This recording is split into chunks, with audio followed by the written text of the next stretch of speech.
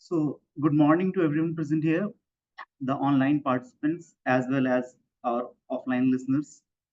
So, it is my pleasure to welcome you all to this exciting session of International Conference on Gender Studies and Intersectionality, Understanding Gender and Class Dynamics with Policies, organized by Amity Institute of English Studies and Research at Amity University, Patna, in association with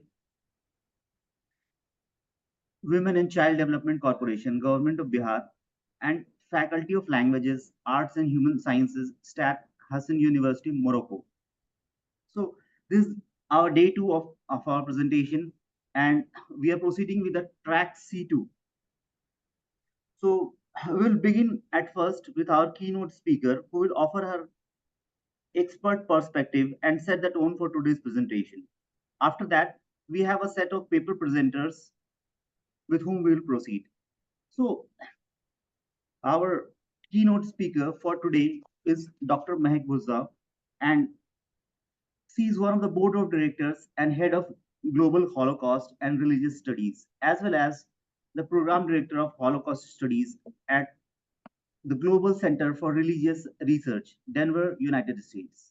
As an assistant professor of English, she has taught in various colleges of University of Delhi and she was selected as a scholar in residence of ISGAP anti-Semitism workshop held at University of Oxford. So now ma'am will enlighten us with her knowledgeable words. Over to you, ma'am. Thank you so much. Before I begin, may I just share my screen? Sure, ma'am.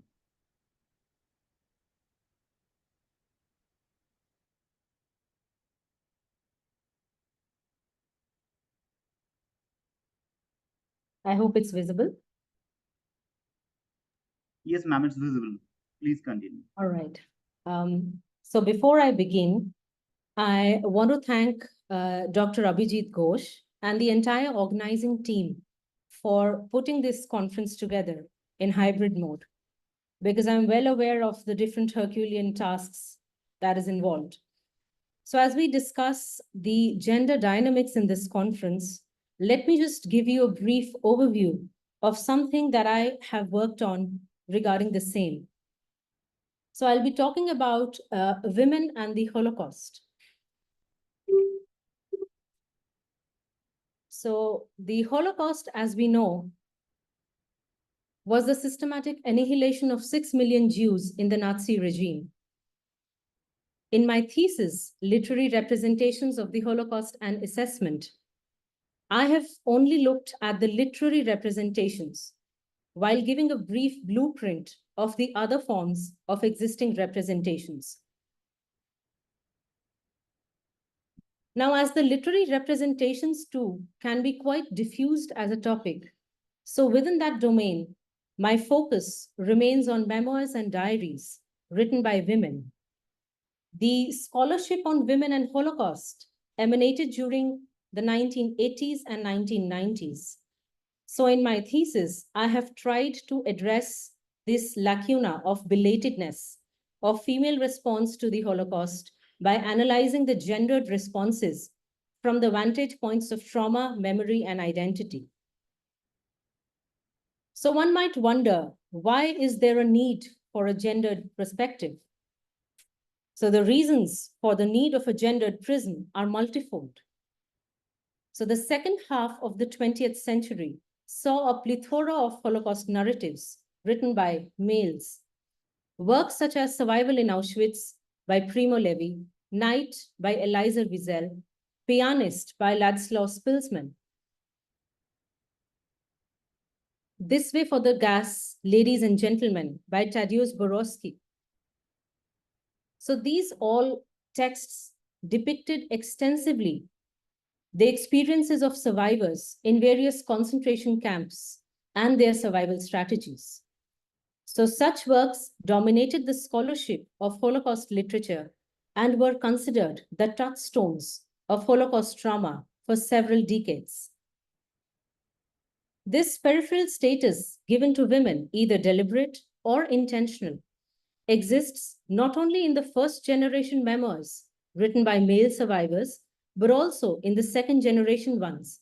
And we find this in the most celebrated graphic narrative, Maus. Maus in German means mouse. It's written by Art Spiegelman. Throughout both the volumes, women are either excluded from the main narrative or given a marginal status. The son wants to learn about his mother, but the father dismisses his query every time. Not only the narratives, but also the figures associated with the Holocaust were male-oriented. For instance, the most prominent figure of the living dead was called the Muselman. That gradually became a Holocaust metaphor. Muselmans were defined as the backbone of the concentration camp, an anonymous mass of men who marched and labored in silence, the divine spark dead within them. Thus, instead of having a story of their own, women existed only in the parts where the male protagonists wanted them to exist. Now, it's not that the females wrote nothing. A few of the early texts written by female survivors, such as All But My Life by Gerda Wiesmann, Five Chimneys by Olga Langiel, and Hope is the Last to Die by Helena Berenbaum, either went unnoticed because of the lack of readership or quickly ran out of print. So emanation of women and the Holocaust began in the later decades of the 20th century, especially the 1980s and 1990s. So it becomes worthwhile to consider the significant changes that were occurring in the global milieu that aided the emergence of the scholarship on women and the Holocaust. So there was this establishment of Holocaust museums, as you can see. Then this was also the time when the third and the second wave of feminism was gaining impetus. The second wave feminism, emerging in the 1960s and 70s and continuing till early 1990s, was concerned with issues of equality of women, consciousness raising, and identity. So these notions of identity, consciousness, and capacity for decision making form a significant part of the narratives written by female survivors during the 1990s. As the number of survivors continued to recede in number, and not everyone could write about their experiences, a need was felt to preserve their testimonies. With the result, a host of museums and memorials dedicated to the Holocaust began to get established during this time, which gradually led to the proper documentation of survivors and victims. Now, this was also the time when the definition of trauma underwent a change. So from what was known to be a physical wound, trauma became a psychic wound. And along with the definition of PTSD, that is post-traumatic stress disorder, it was given a formal recognition in the Diagnostics and Statistical Manual, number 3. The mobilization of trauma theory into literary studies was pioneered by the efforts of various trauma theorists, such as Kathy Caruth and Dominic Lacapra. And I was very fortunate to discuss various aspects of my dissertation with both of them. So it was against this backdrop that the female scholarship on women and Holocaust gained impotence in the last decades of the 20th century, as they felt an urgent need to document the experiences of the females and belated sufferings. A 2-day conference on women surviving the Holocaust was held on 28th of March, 1983 at Stern College. And this was the beginning. It was the first conference that was entirely dedicated to the gender issue and has been the only one till present. Being the first conference concerned with the thematics of gender within the domain of the Holocaust, it highlighted the necessity of directing the focus of the research on female experiences. Convened by John Miriam Ringelheim, the conference raised 4 major issues concerning the vulnerability of women during the selection process as they reach the Judenram, their specific survival strategy, the nature of their resistance, and the role of female bonding in the concentration camps. So regarding the scholarship of women and the Holocaust, one can see that there exists a stream of slow and steady narratives right since 1983 till present. What makes this research even more challenging is that the research is still going on. Two major volumes were published in 2022, and a recent edition is the book by Beverly Clamers and Dana Solomon that is released this month in September. And I am currently, again, very fortunate to be reviewing the book. So when we analyze the gendered prism, we find that gender influenced the ways men and women responded to the brutalities. When the process of ghettoization began, that is the ghetto formation process, Jewish men were the first ones to be arrested because of their typical physical appearance. Women, apart from providing spiritual comfort to their children during these frequent arrests and deportations, also took over the role of breadwinners for their families. Women in the ghettos functioned as kashariots. Now, kashariots is courier girls. The Hebrew word kesher means connection. Indeed, these women were connecting links between the ghetto inmates and the outside world. Concealed as non-Jews, they transported documents, papers, and money across the ghettos. In the concentration camps, the traumatic aspects were multifold. If it can be termed in one phrase, then it can be said that it was their choiceless choices. So the trauma of the choiceless choices began right since their arrival on the Juden ramp. Juden ramp is the ramp where the death selections were done. The women were segregated from their male counterparts. Pregnancy was seen as a death sentence, and those who were carrying a child or seemed unhealthy or weak were immediately sent to gas chambers along with their children. Those women who were selected for work were first forcibly made to undress and stand naked in front of the SS male guards, while they were shaved all over and tattooed with numbers. They were then given uniforms and wooden shoes, irrespective of their shoe size. Every night, the women were searched to ensure that they were not hiding any item of use or any vegetable that would aid them in their survival. Having only a piece of stale bread and a cup of brown watery substance that passed off as coffee, the women developed amenorrhea, which they mistook for sterility. Whereas male prisoners would get bowls for having their soup, women did not. So they had to take out their shoes and use them as bowls. The twin girls also served as perfect samples for Dr. Mengelé's experiments in the concentration camps. And as you can see, Block 10 of Auschwitz was reserved for those experiments. Those who passed the experiments survived, while others who couldn't pass were immediately gassed. And this is how a gas chamber would look like.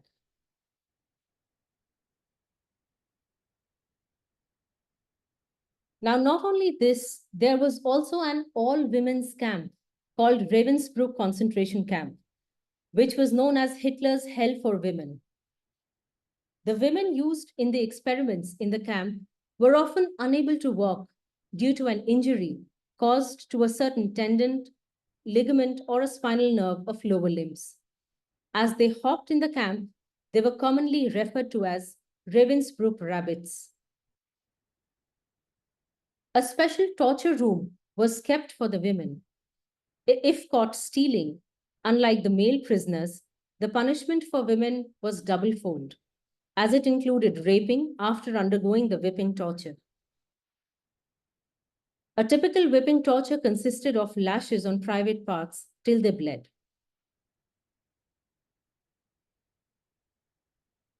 Women were also employed in the concentration camp brothels. Heinrich Himmler ordered the construction of camp brothels in 10 of the concentration camps. Operational between 1942 and 1945, they served as an incentive intended to encourage the male prisoners in order to improve their work efficiency. It took place on every evening between 8 p.m. and 10 p.m. in the Sonderbotten, that is the special building. The time assigned for one prisoner was 15 minutes, and the number of men assigned for each woman was 20. A Nazi guard was assigned to ensure the duration and specified position in which the horrible act took place. As many as 200 women were employed to work in such brothels, and they were commonly nicknamed dolls.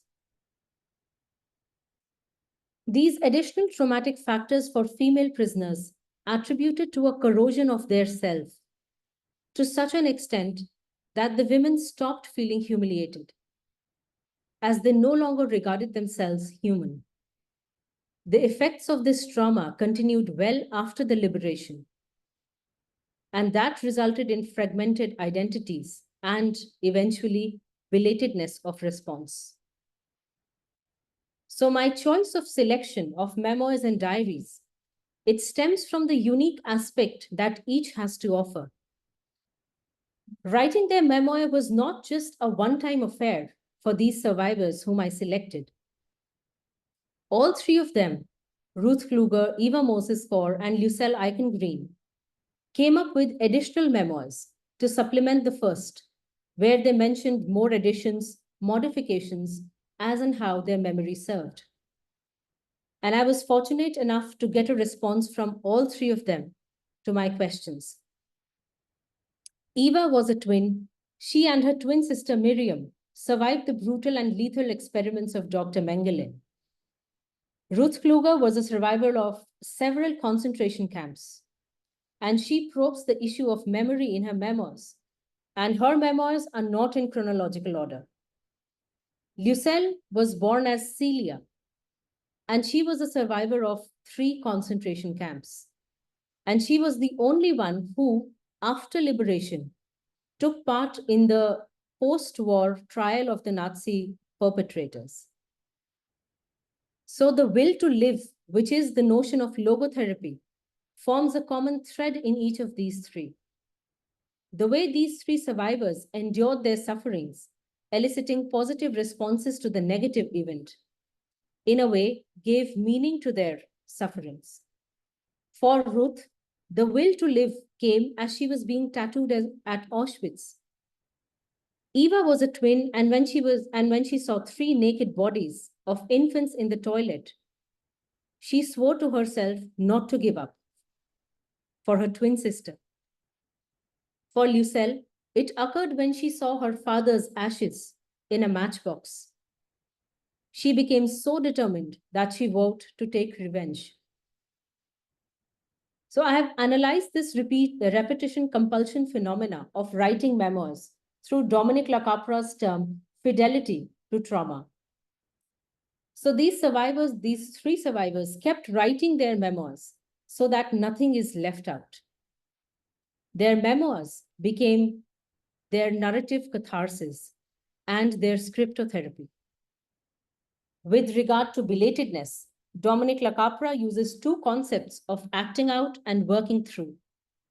Acting out involves reliving of the traumatic past in the present, whereas working through involves a kind of self-introspection and seeing the past and present as 2 different entities. So while all of them have relived their past by writing additional memoirs, Eva Kaur is an exception. Apart from writing additional memoirs, she engaged in the process of working through her trauma and ended up forgiving the Nazis.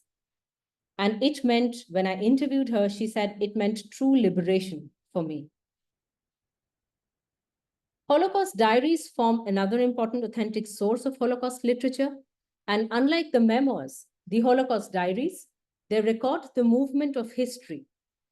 The notion of theodicy, that is bad things happening to good people, forms the common link in each of the three diaries that I have taken up.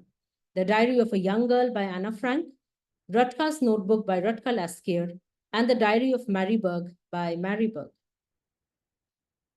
So through the framework of secondary individuation process, as given by Peter Bloss, I have indulged in a psychological reading of Anna Frank's diary and stated how the physical shift from her home to the secret annex was also accompanied by a mental and a psychic shift. And since Anna Frank's diary forms, there's a cult around Anna Frank's diary. There's also a book, it's called Who Betrayed Anna Frank by Jupe. So I have interviewed Jupe, and Jupe is the grandson of who developed the revolving staircase of the secret annex. So Jupe's mother, Bep, she's Elizabeth, and Anna Frank calls her Bep. So she was the youngest helper of Anna Frank. And when I analyzed the trajectory of Holocaust diaries, I found that diaries written by teenage girls outnumbered the diaries written by teenage boys. Rutka's diary was found 60 years later, when her friend Stanislava made her public existence. I was so lucky to get in touch with Professor Zahava Schertz, who is Rutka's half-sister, who revealed her journey of discovering the diary. Unlike Anna Frank's diary, Rutka's diary hasn't been subjected to any edits. Mary Berg's diary forms an interesting comparison with the other two. Her diary is actually a quasi-diary or a diary memoir. She rewrote several passages later, and though like a diary, she has dates for each entry, but like a memoir, she also has chapter headings. Interestingly, this diary has been translated in one of the Indian languages as well, which is Marathi. Thus, these diaries present a different outlook towards the same horror of the Holocaust from three different locations. But as it always happens, every approach is met with some opposition. So this gendered approach was no different. The gendered approach towards the Holocaust has, however, faced some daunting oppositions with prominent figures such as Cynthia Ozick, Helen Fagan, and Ruth Bondi, who opine that Zyklon B, which is the fumigant that was used in the gas chambers, did not distinguish between men and women. However, if we check the statistics, nearly 10% of men still managed to escape the horrific death by climbing on top of women and opening the gas chamber hole from where the pellets were put in, whereas women could not do so. These theorists further maintain that focusing on a particular gender strips the Holocaust of its main theme of atrocity and annihilation, and it sort of feminizes the history of the Holocaust.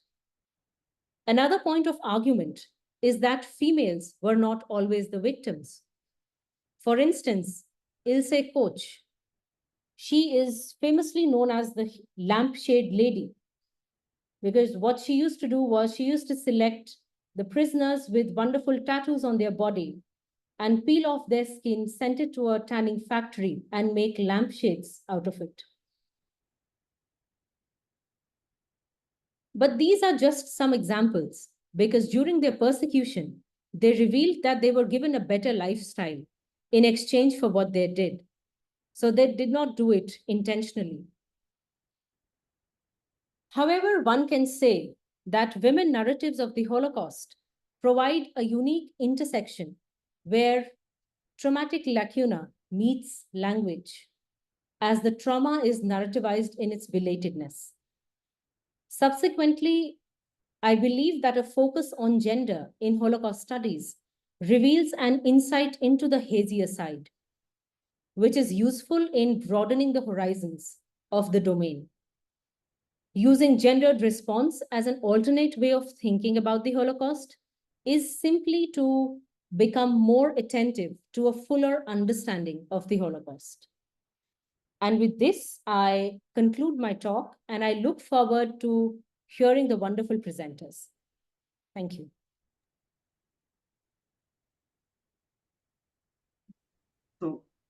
Thank you, ma'am. And I would like to extend my heartfelt gratitude for her scholarly discourse on the horrific trauma of Holocaust, and especially the choiceless choices of young women, the post-traumatic continuity and its narrativization. And she has also deeply reflected upon the personal narratives, memoirs of the survivors, which gave them narrative catharsis. And we have also looked into different perspective of young girls through their diaries. So I would like to thank ma'am for giving us a detailed and informative discourse upon this. Next, now I would like to introduce our chair of the session, Dr. Shweta Priya. So, Dr. Shweta Priya ma'am is an associate professor and assistant director at MIT Schools of Communication, Patna, bringing with her over 17 years of experience. She is currently leading the Department of Journalism and Mass Communication at MIT University, Patna. She has authored books titled Media and Society, Media and Development Communication, Rethinking Media Perspective, Nonlinear Editing, Volume 1 and Volume 2, Introduction to Women and Gender Studies, publishing numerous research papers in various national and international conferences, indexed in Scopus, IEEE, and UGC care listed. She has published she has published intellectual property rights on systematic approach to analyze influence of English language in political competition and machine learning based approach on building corporate reputation through social media and marketing efforts. So check the new story based on media ethics and has a UK patent grant on medicine packaging devices, etc. Her areas of expertise are communication, advertising, and public relations. So thank you, ma'am, for joining us. May I please invite our convener, Dr. Ajit Ghosh, for sharing a few words with us. Dr. Buza, it was wonderful insight on Holocaust and the survivors, actually, and that I deeply and deeply cherish. And that particular kind of experiments or this subject, I would like to carry on as we discussed in the last meeting, if you remember. So Sure. we are, and that was absolutely brilliant. The way you have actually portrayed your presentation, and I'm sure things will roll on with the people around we have joined in here who have joined, and I'm sure the sensitivity towards the Holocaust is something which we have never heard before in Indian diaspora, actually, neither in diasporic community as well as neither in the Indian continent for that matter, because the World War II is something which occurred during the Mediterranean Sea and all those coastal areas, or started from Europe and exaggerated in different parts of the country during that point of time. However, we will certainly we shall come up with an idea when we can propagate this Holocaust and studies and religious studies on that. So we shall be in touch with regards to these ideas, and certainly, thank you for your insightful ideas and talk. So Thank you so much, Dr. Ghosh, for giving me the opportunity to share my insights. Thank you. This was me, which gives me an overwhelming feeling now. Thank you so much. Thank you. Carry on. Thank you, sir, for sharing your perspective. Now we'll continue with our presenters. The first presenter that we have today is Rutva Ansa from PSGR Krishnamal College for Women, Coimbatore. Rutva, ma'am, can we? Yes, sir, I'm present, sir. Can you hear me? Okay, your voice is getting a little bit disturbed. If you could enhance it, it would be better. Okay.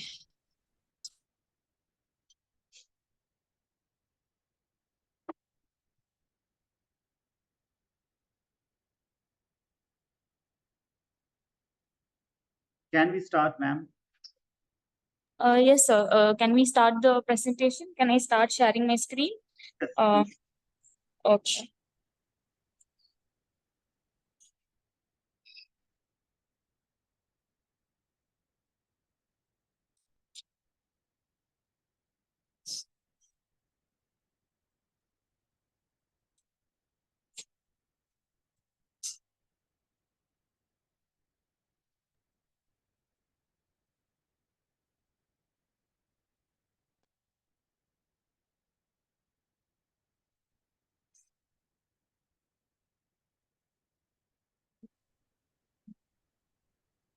I'll ask, can you do this?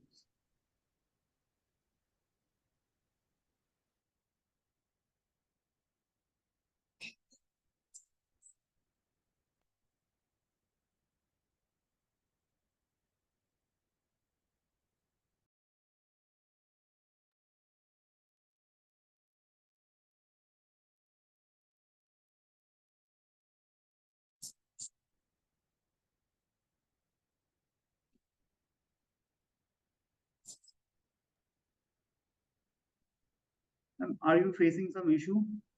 Yeah, like I'm not able to display my screen. Like I have to set some permissions over here.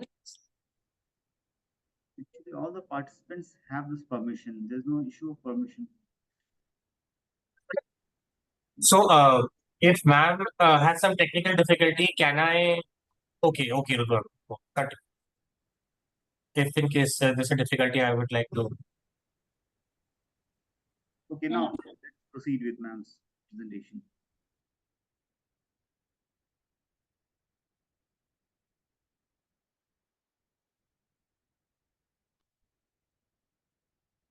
So is my screen visible and I'm audible?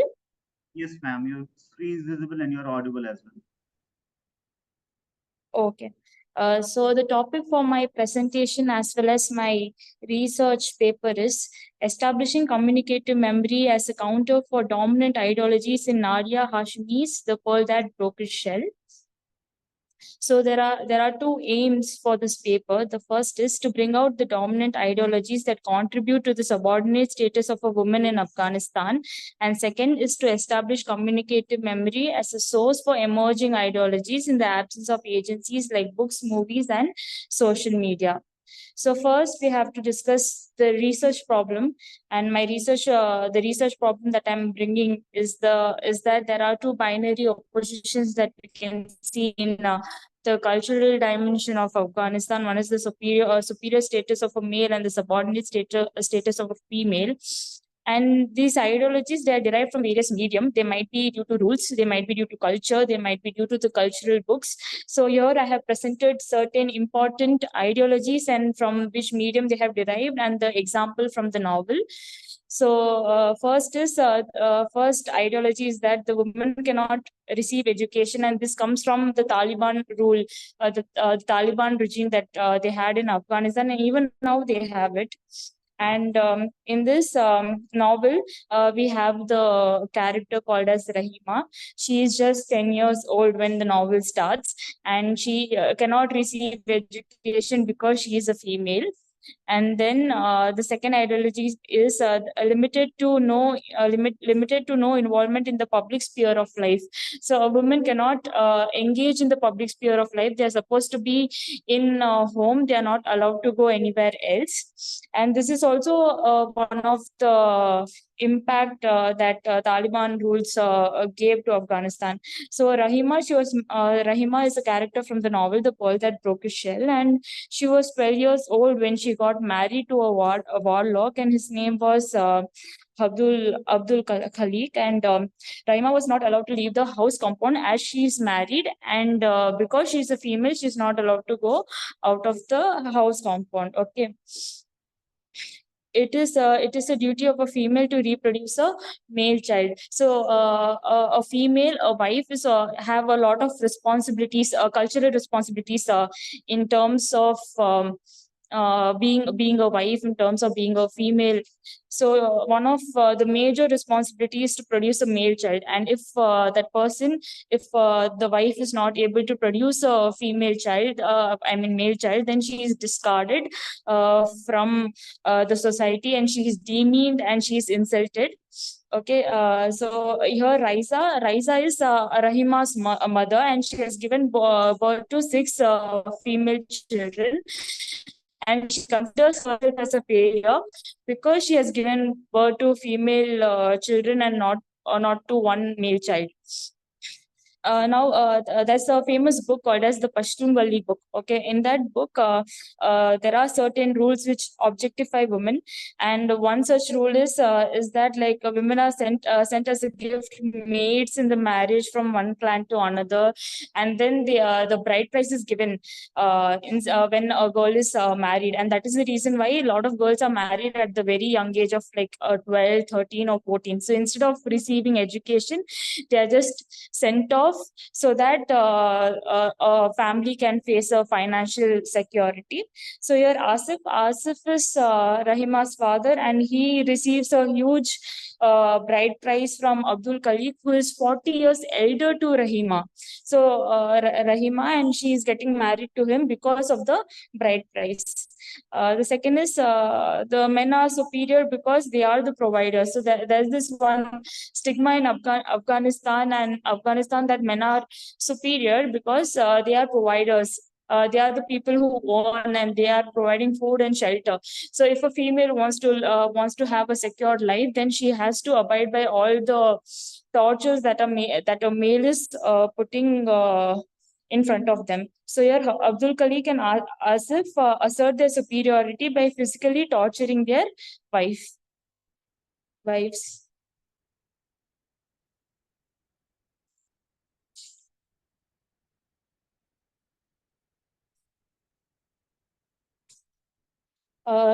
Now, so in order to understand the solution, first we have to understand what is communicative memory. So communicative memory is developed because of daily communication. The institutional evidence is not provided. So it is not supported by any kind of institution. There is no proof for it. It is not culturally admired, but it is just something that is passed on among the people in very hushed voice. It is hard to trace the origin of such a memory. So we don't know who has spread that memory. We just know this kind of a memory exists. Okay, a communicative memory can be a resource for emerging ideologies in the absence of agencies like books, movies, and social media. So according to the Taliban rules, there's a ban on books, movies, and social media. So when there's ban on such resources that are agencies for countering countering the ideologies.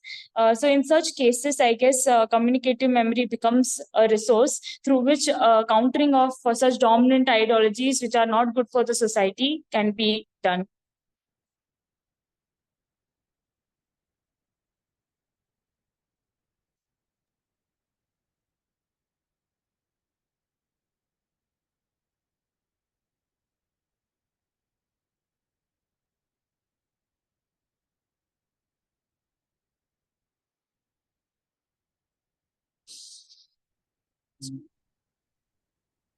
We are not getting your voice, ma'am. Yeah, now you are able to hear? And ma'am, please, can you sum it up? Like we are on a bit of time constraint, so please sum it. Okay.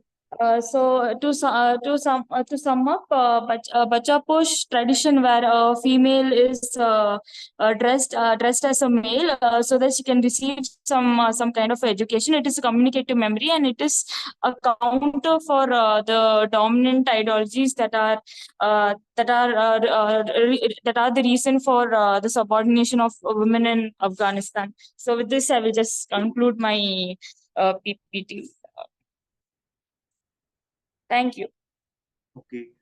Thank you, ma'am, for your insightful presentation on condition of women in Taliban and relating it to the very relevant study of memory in communities as well.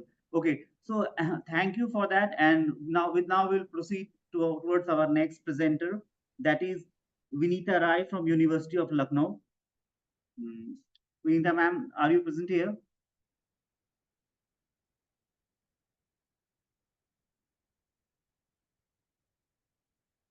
Okay. In case ma'am is not available, let us proceed with our next presenter, Dr. Divya Jyot Kaur and Dr. Irum Alvi. Good morning, sir.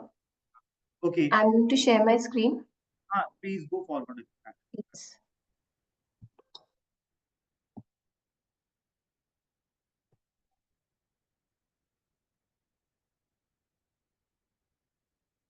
Please confirm if my screen is clearly visible. Yes, your screen is visible and you're audible as well. Please Okay, continue. thank you. Thank you so much. Good morning to everyone present here. I'm Dr. Divyajot Kaur from Manipal University, Jaipur, and my co-author is Dr. Iram Alvi, Rajasthan Technical University, Kota. Our paper is titled Personality Traits and Entrepreneurial Intentions, Gender Differences Among Engineering Students in Rajasthan. Entrepreneurship is increasingly recognized as an important driver of productivity, innovation, job creation, and both economic and social development. While entrepreneurship has been viewed as crucial to economic growth and progress in developing countries, surprisingly little attention has been paid during the past decade of research to factors which influence the intentions of individuals to start new businesses and particularly the entrepreneurial intentions of those still within the education system. Researchers have adopted intentional models of social cognition to identify the key cognitive determinants of entrepreneurial intentions and behavior. Gender is a fundamental dimension of the socio-cultural environment and can therefore be a possible determinant of entrepreneurial intentions and entrepreneurship. Despite the increasing number of female entrepreneurs, entrepreneurship is still associated with masculine traits and female entrepreneurship is significantly lower. This gap is particularly noticeable in Rajasthan. The identification of ways to empower women's participation and success in entrepreneurship may be critical for successful and sustainable development across countries. According to previous studies, the investigation of gender differences in entrepreneurship in developing countries is seen as a promising direction for new research. So it is critical that gender be included as a potentially important moderator of the associations between the determinants of entrepreneurial intentions and subsequent behavior. So the main aim of the paper is to analyze the differences, if any, based on gender in intentions to become entrepreneurs among technical students in Rajasthan. Extensive literature review was conducted on the existing studies available on entrepreneurial intentions, gender variations in entrepreneurship, the need for achievement and need for creativity and entrepreneurial alertness. The two hypotheses proposed in the study are as follows. Male and female engineering students will not differ in their entrepreneurial intentions. Male and female engineering students will not differ in their levels of need for achievement, levels of creativity, and entrepreneurial alertness. A mixed method approach is employed in the study to explore the nuanced and complex nature of gender differences in entrepreneurial intentions and related personality traits among engineering students in Rajasthan. The aim is to delve deeper into the underlying reasons, experiences, and perceptions that shape these differences, going beyond the surface level data captured in quantitative analysis. By utilizing a mixed approach, the study seeks to capture the rich, contextual details that provide a more comprehensive understanding of how entrepreneurial traits are experienced and manifested differently by male and female students. Through convenient sampling method, data was collected from 250 engineering students from a university in Rajasthan.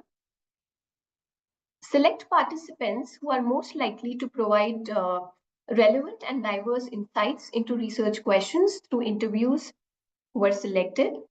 A total of 40 engineering students from various engineering disciplines such as computer science, civil engineering, and electrical engineering were selected for the interviews.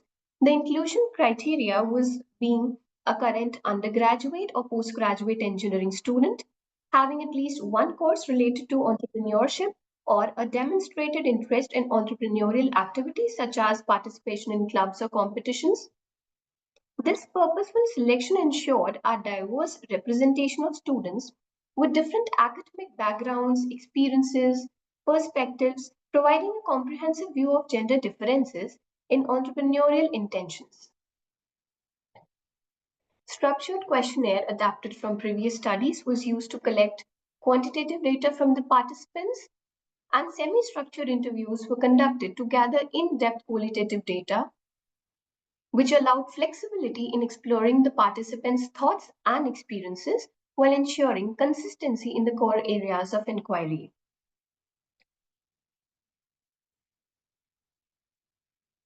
Before testing the hypothesis, the reliability of the instruments was verified, as the hypothesis testing found that there is a significant difference between male and female respondents regarding willingness to start a new business.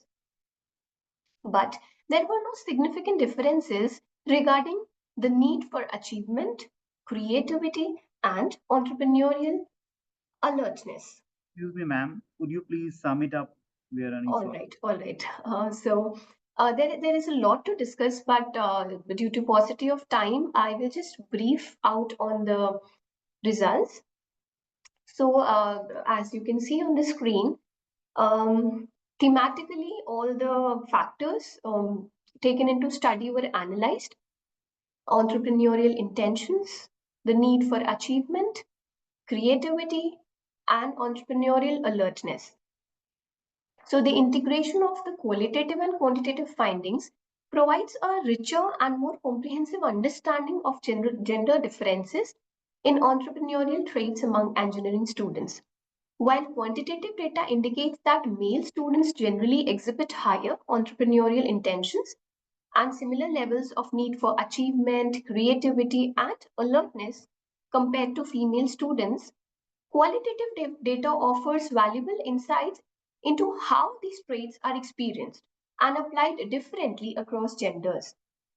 It reveals the underlying reasons behind the statistical trends, such as cultural influences, differing interpretations of achievement, and distinct approaches to creativity and opportunity recognition.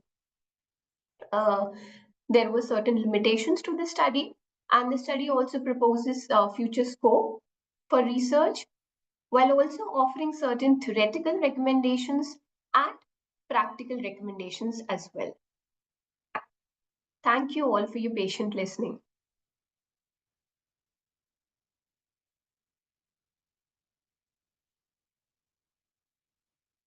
So you're on mute. Okay. Thank you, ma'am, for the insightful presentation on personality traits and entrepreneurial intentions and gender differences. So, with that, we'll proceed towards our next presenter, that is Diksha Sharma from Manipal University, Jaipur. Diksha, ma'am, are you present here? Yeah. Okay. Let us continue with the presentation, ma'am. Yeah, sure.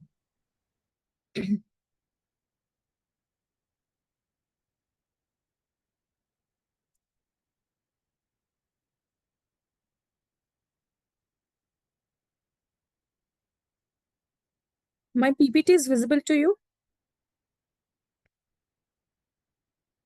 Yes, it's visible. Please continue, ma'am. Okay.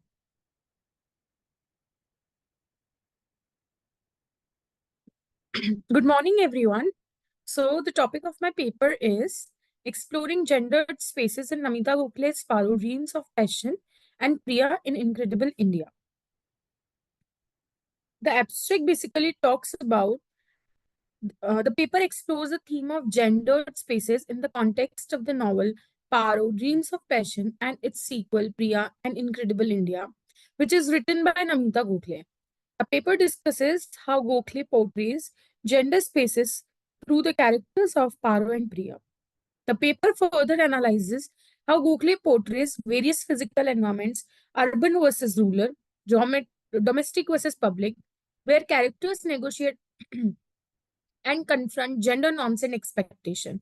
The paper also examines how these spaces influence the development of characters like Paro and Priya, shaping their identities and interaction. The urban setting in the novel often symbolizes modernity and opportunity, yet they also present challenges to traditional gender roles and delve deeper into how gender spaces have evolved or remained stagnant. The urban setting in the novel often symbolizes modernization opportunity, yet they also present challenges to traditional gender roles.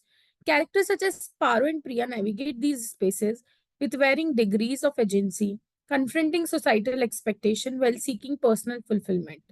In rural environments, the narrative frequency represent tradition and community, where gender roles are often more rigidly defined. The portrayal of domestic spaces highlight the complexities of familial dynamics and the roles assigned to the women within these settings. The paper concludes by examining the gender spaces of female character, and also Gokhale's depiction of gendered spaces so contributes to a deeper understanding of gender dynamics in contemporary Indian literature. So basically, gender spaces, according to Judith Butler, gender ought not to be constructed as a stable identity or locus of agency from which various acts follows. Rather, gender is an identity tenuously constituted in time, instituted in exterior space through a stylized repetition of acts. Gender is not dependent on any material bodily facts, but is individually and completely a social construction. Gendered spaces are also the environments or the areas that are designed or perceived as being appropriate for the associated with specific gender. These spaces can influence and reflect societal norms and expectations about gender roles. Gendered spaces can impact people's experiences and opportunities. These spaces often serve to reflect, critique, or exposed to settle norms and gender roles. Spaces frequently highlight the constraints and expectation placed on different genders. These spaces can both reinforce and challenge traditional gender norms, offering insight into how gender influences and is influenced by various environments. Her exploration means Namita Gokhale's exploration of gendered spaces, how societal norms and cultural expectations shape and restrict women's lives, reflects the nuanced understanding of the intersections between personal and social identity. Through her characters and narratives, Gokhale brings to the light the struggle and resilience of women navigating these spaces, offering critical insights into gender dynamics in Indian society. Her work is notable for its bold portrayal of women's issues and its challenge to conventional gender roles, marking her as significant voice in the discourse on gender in literature. So the conclusion is Namita Gokhale's novels Paro, Dreams of Passion, and Priya in Incredible India offer a nuanced exploration of gendered spaces in contemporary Indian society. Through the experiences of Paro and Priya, Gokhale skillfully portrays the complexities of traditional and modern gender roles, which highlight the struggle for liberation and self fulfillment within societal expectation. The novels provide critical insights into the evolving roles of women in different spheres, reflecting the societal changes and offering a compelling commentary on gender dynamics in Indian literature. So these are my references, which include novels of Namita Gokhale, which are Paro Dreams of Passion and Priya in Incredible India, uh, along with other secondary sources. Thank you.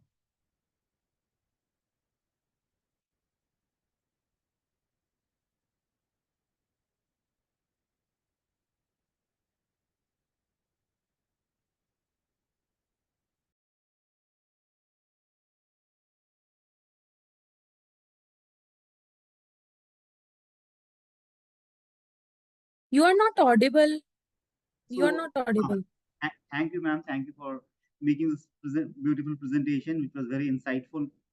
And let us now proceed with our next proceeding. And we have a request of Rakesh Nambiar, sir, so that he could be next. So please, Rakesh, sir, you can proceed with your presentation.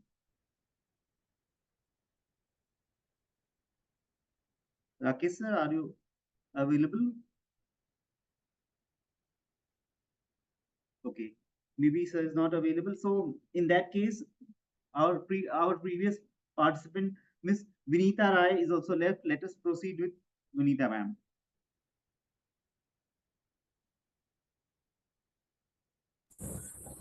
Yes, sir, I'm here.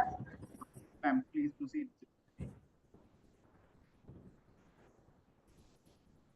So just give me a minute.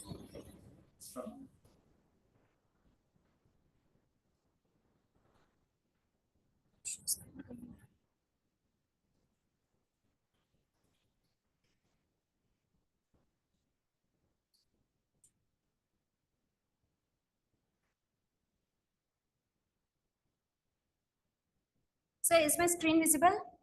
Yes, ma'am, your PPT is visible. Please continue the presentation. So actually you're not audible. You're not clearly audible. Your PPT is visible, ma'am, and you're audible as well. So please proceed with the presentation. Good morning, everyone. My name is Vinita Rai. I'm a research scholar in the Department of English and Modern European Languages, University of Lucknow. The title of my paper is From Patients to Protagonists, Centering Women's Voices in Healthcare Through Narrative Medicine.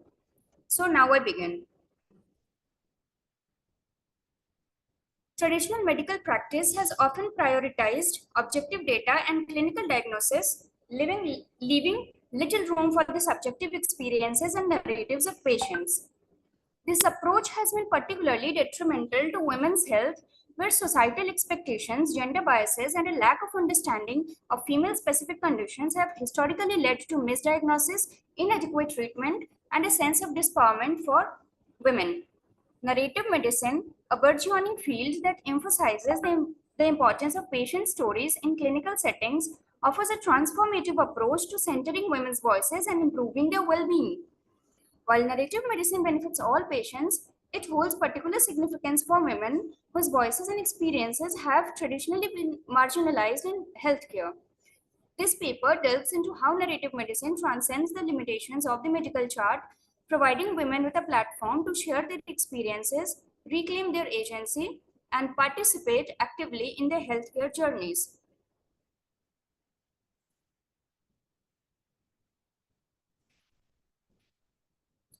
The history of medicine is replete with examples of how women's voices have been systematically marginalized, with the experiences being often being dismissed or misunderstood by predominantly male medical professionals. For much of medical history, women's bodies and minds have been subject to patriarchal interpretations that reduce their complex experiences to biological determinism or emotional instability. This historical marginalization has had lasting effects on the ways women experience and engage with the healthcare system today. One of the most egregious examples of this dynamic is the historical medicalization of childbirth. For centuries, childbirth was managed by women, particularly midwives, who utilized experiential knowledge passed down through generations. However, with the rise of modern obstetrics in the 19th century, childbirth was increasingly medicalized, moving from a female-centered practice to one dominated by male physicians. As hospitals became the standard place for delivery, medical professionals prioritized technology and intervention, often disregarding the voices and preferences of the women giving birth. The authority of male physicians overshadowed women's knowledge of their own bodies, and women's pain was often dismissed or trivialized in the pursuit of efficiency and control over the birthing process. This historical shift reflects a broader pattern of undermining women's agency over their bodies in favor of medical authority, a dynamic that continues to shape women's healthcare experiences today. Similarly, women's mental health has long been subjected to patriarchal medicalization. In the 19th century, the diagnosis of hysteria became a catch-all term for any number of symptoms that were deemed inappropriate or unexplainable by male physicians. Hysteria was often used to pathologize women's emotions, sexuality, and behavior, framing them as irrational and in need of control. This medicalization of women's emotions has persisted into the 20th and 21st centuries, with women more likely to have their psychological and emotional experiences minimized or dismissed by healthcare providers. For example, research has shown that women are more likely to be prescribed antidepressants or anti-anxiety medications rather than being referred to therapy or offered holistic treatments. This reflects a medical system that continues to pathologize women's emotional experiences rather than treating them as valid and worthy of understanding. Then I move to my next slide. where I talk of narrative medicine as a solution to the problems of women. And here I explain. Narrative medicine emerged as a response to the shortcomings of the traditional biomedical model, which often reduces patients to their diagnosis and fails to account for the emotional, psychological, and social dimensions of illness. Developed by Rita Sharon in the early 21st century, narrative medicine seeks to rehumanize healthcare by emphasizing the importance of storytelling in clinical practice. At its core, narrative medicine recognizes that patients are not merely bodies to be fixed, but whole persons with complex lives, emotions, and histories that must be considered as part of their care.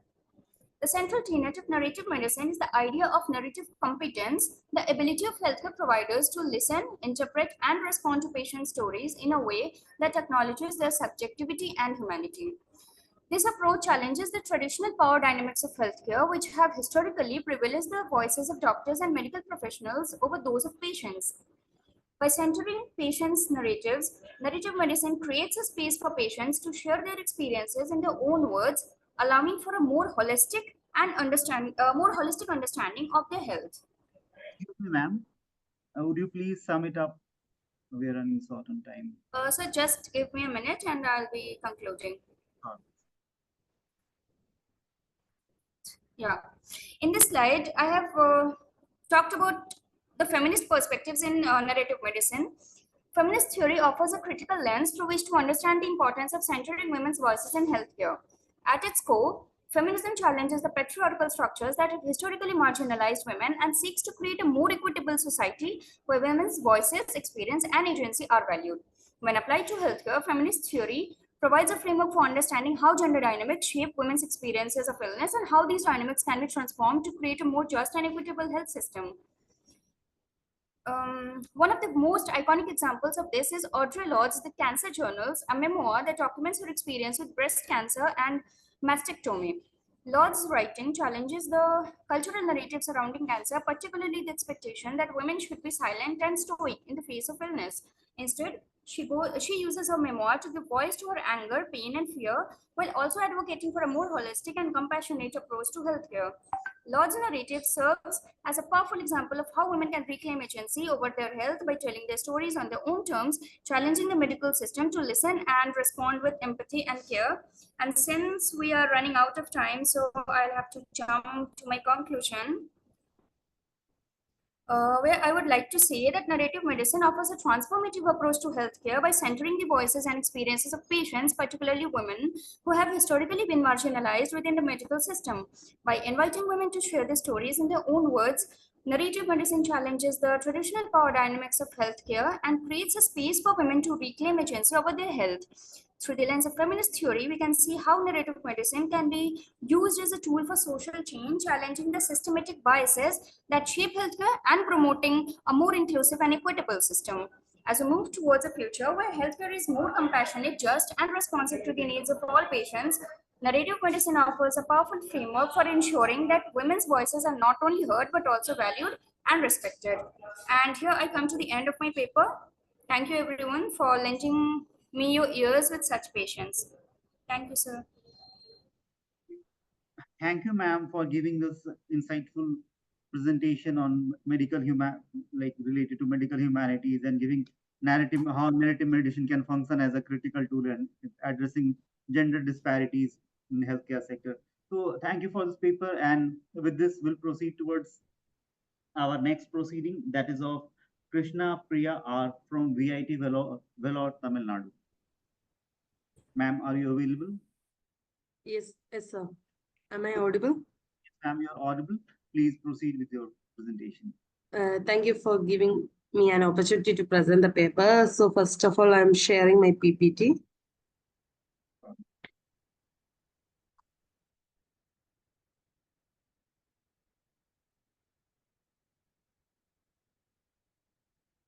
Is it visible now?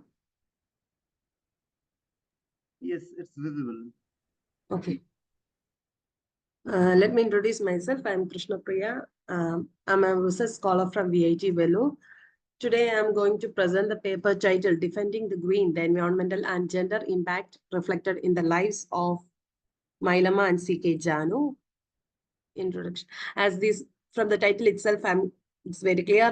In this paper, I'm particularly focusing on two famous ecofeminists from Kerala, that is Mailama and C.K. Janu. Their story demonstrates the effectiveness of female-led advocacy against social injustice and environmental degradation, particularly concerning tribal life. So while upholding these patriarchal traditions that were in place at that time, both women had to overcome several obstacles.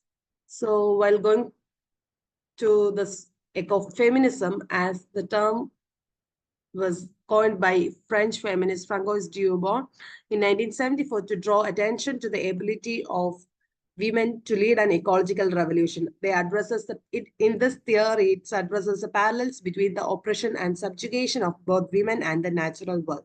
It takes a clear and unvarnished stance in advocating for women and the environment and working to end their exploitation.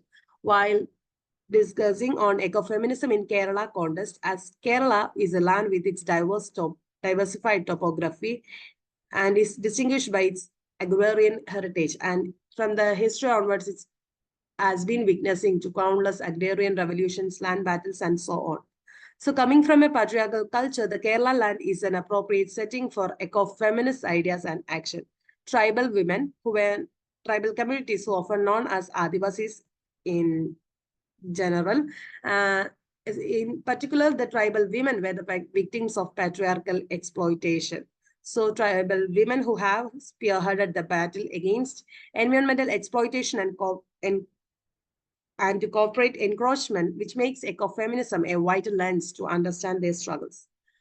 Mailama, who is an Indian social activist who well known for her fight against the Coca-Cola company in Palakkad, she received the Stree Shakti Award and Outlook magazine Speak Out Award, and she's also known as Plachmada heroine.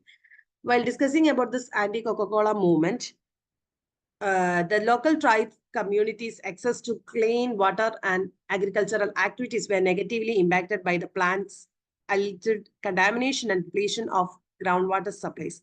So against this, under her leadership, they launched a satyagraha against Coca-Cola company on April 22, 2002.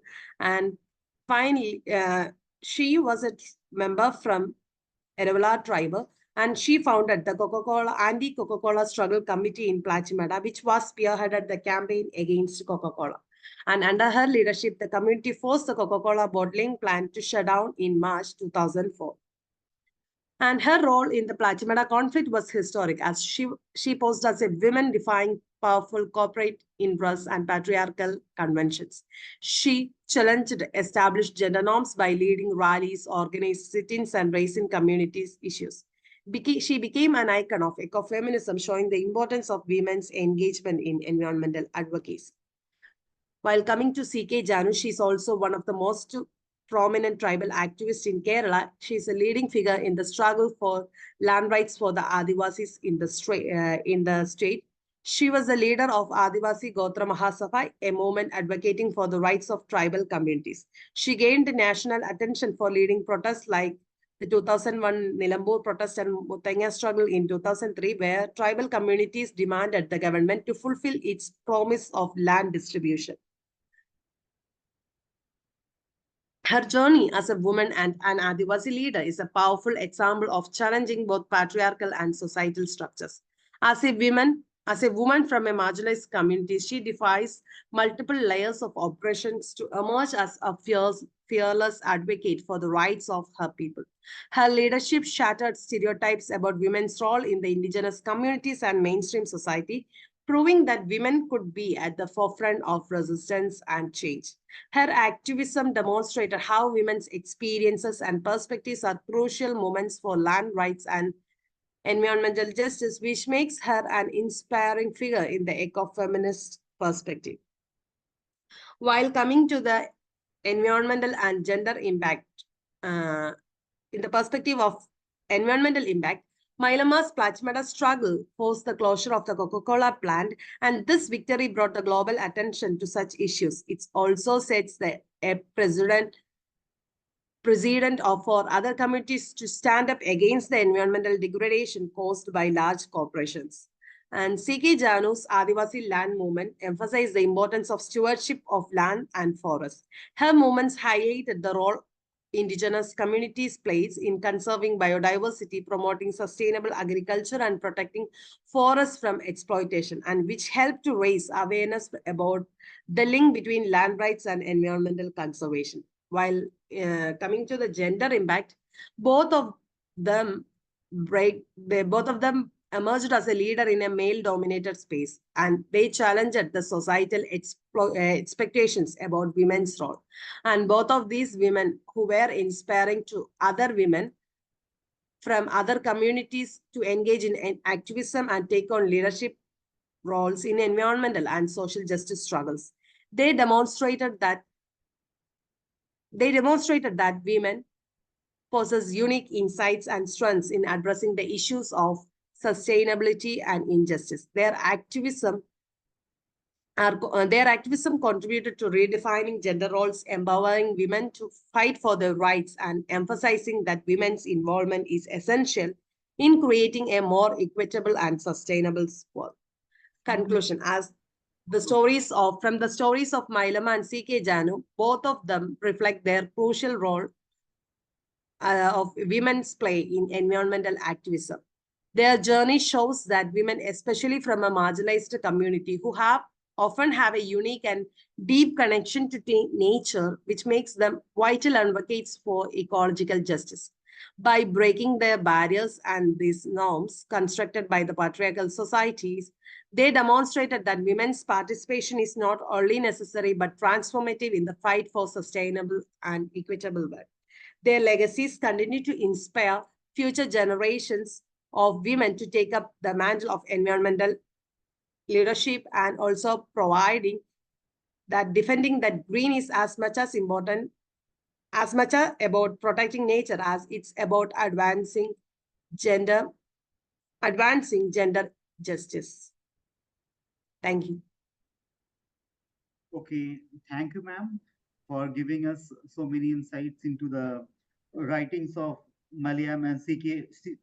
Janu, and how they have played a crucial role in showing the role of women in environmental activism, and further how their legacies continues to inspire the authors of the future. So with that, we'll proceed towards the proceeding of the next paper, which is by Muhammad Anas KP from University of Calicut. Yeah, I'm here. Sir, you can. Am I audible? Sir, you are audible and proceed with your paper. Sure.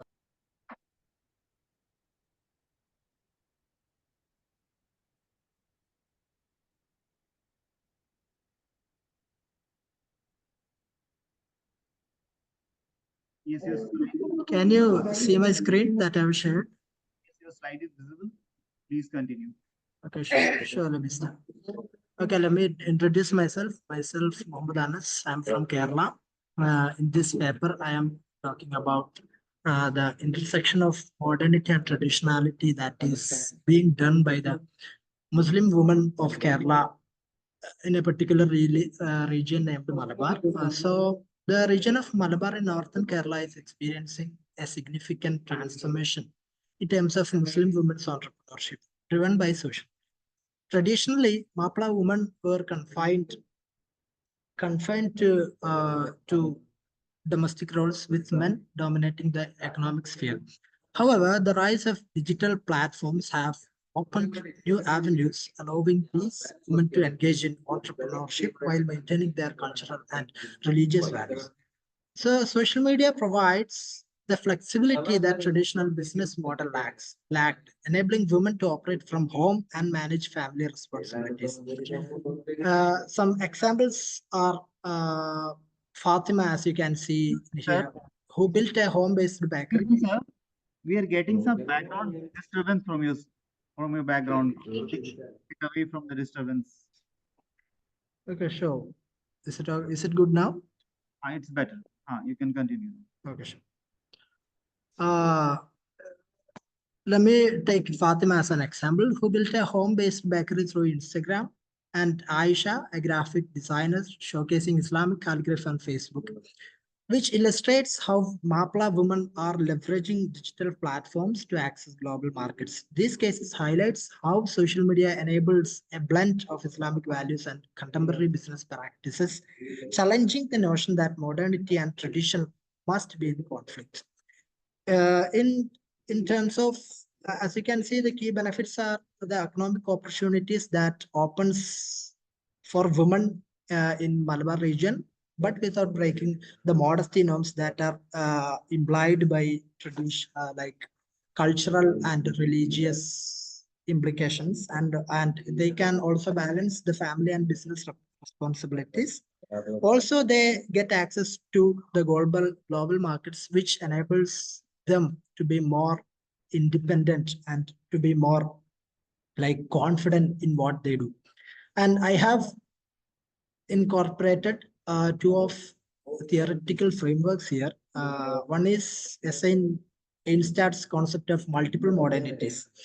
He argues that modernity does not have a universal singular trajectory, but is shaped by different cultures. As my title of this research denotes. In the case of Mapla women, their engagement with entrepreneurship through social media represents a form of modernity that is deeply rooted in Islamic traditions while adapting to contemporary economic demands. This framework explains how women are creating a unique path that doesn't follow Western models of modernization, but instead accommodates their cultural context. And the next theoretical framework is the Sabah Mahmood's theory of pious agency, which offers insight into how these women navigate their religious values while embracing new economic opportunities.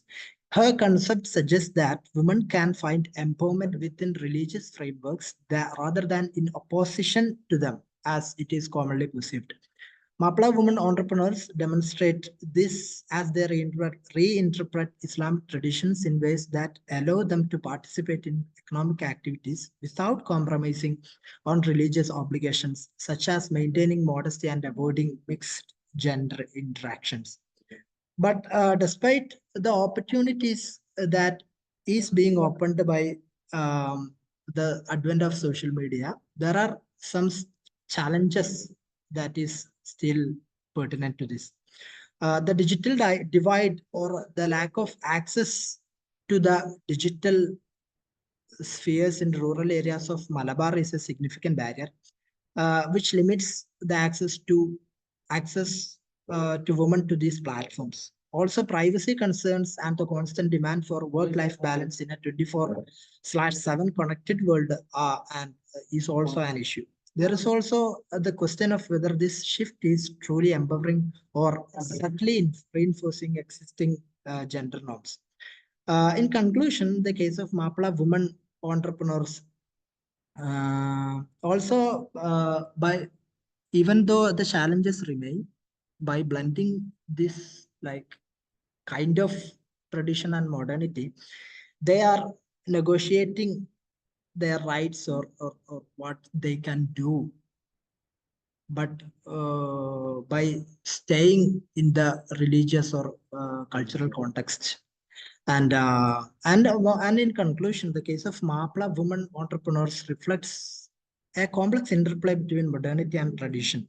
By using social media, these women are not only accessing new economic opportunities, but also reshaping their identities within the boundaries of their cultural and religious frameworks. This unique blending of modern and traditional elements highlights the need for a nuanced understanding of how marginalized communities adapt contemporary economic structures while preserving their cultural heritage. And thank you. That's it. Okay. Thank you for giving us so many insights upon the blend of modernity and tradition, how they can be followed at the same time, and picking certain case studies of particular people. And okay, thank you for all the informative presentation. And with this, we'll proceed towards our next presentation of Rashida Munir Chali Katha from Providence Women's College, University of Calicut. Good morning. I hope I'm audible. You're audible and visible. Please proceed with the presentation.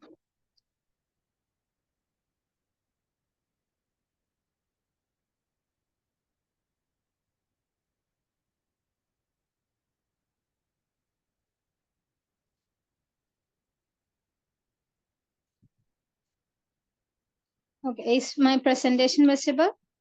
Yes, your presentation is also visible. Okay.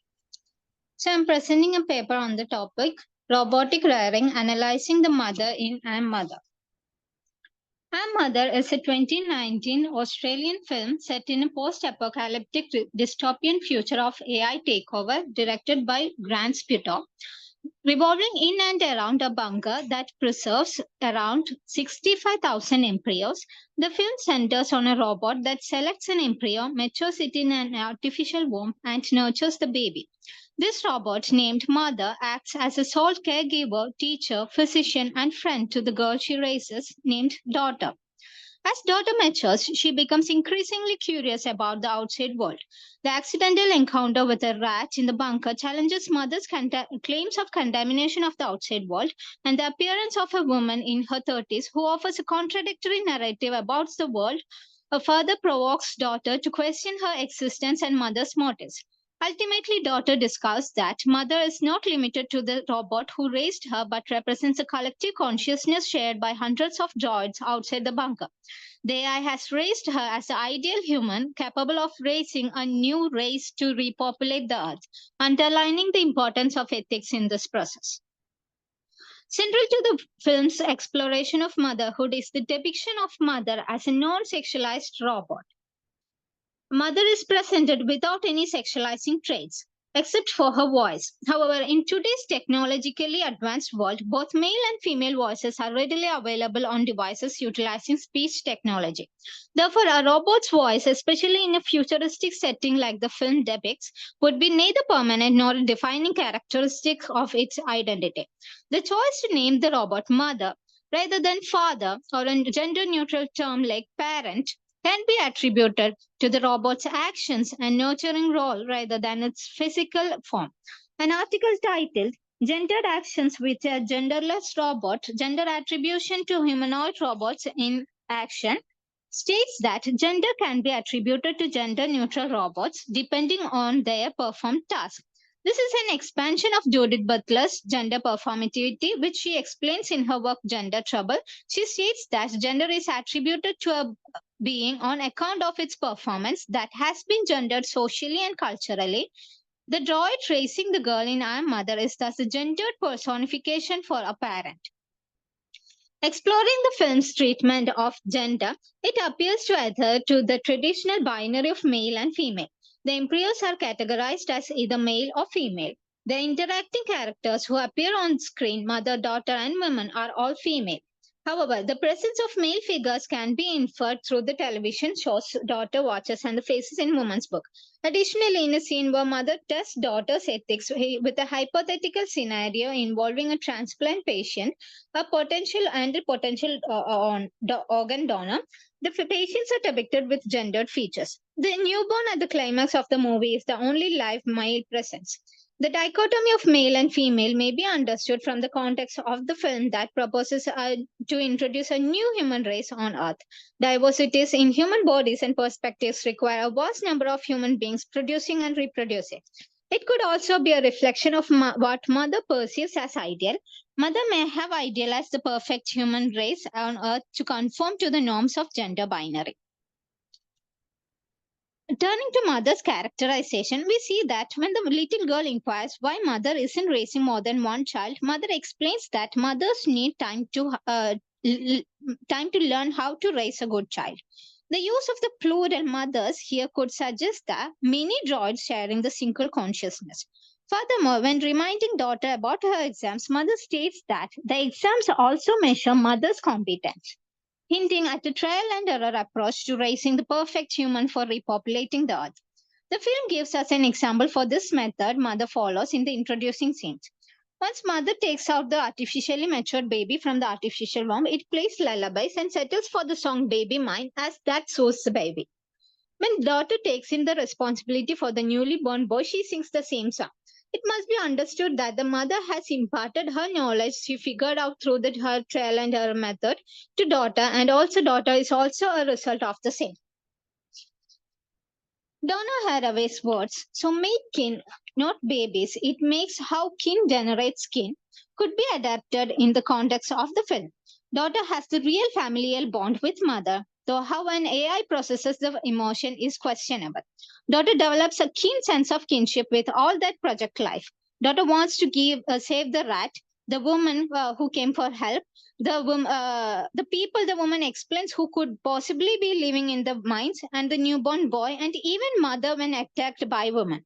Daughter follows Haraway's recommendations on making kin beyond biology and blood, transcending it even to an AI.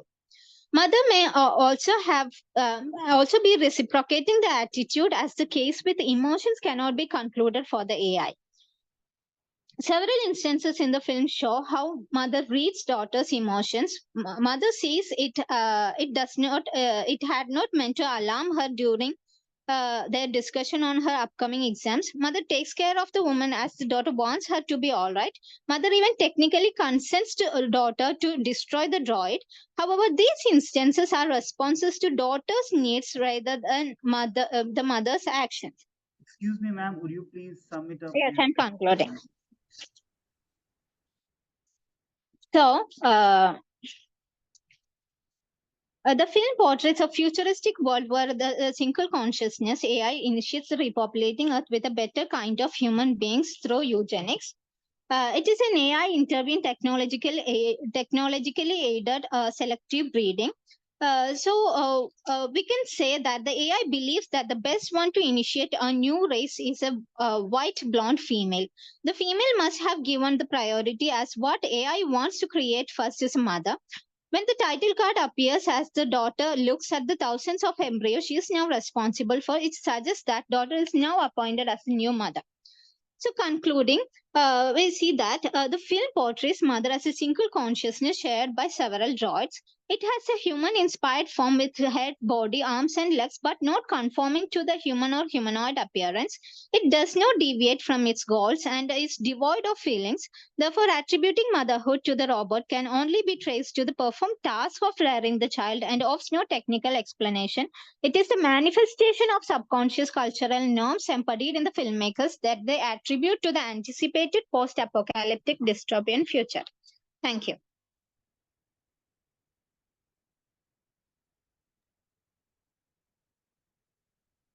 Okay, thank you. That was a great blend of motherhood and technology that we have seen in your presentation.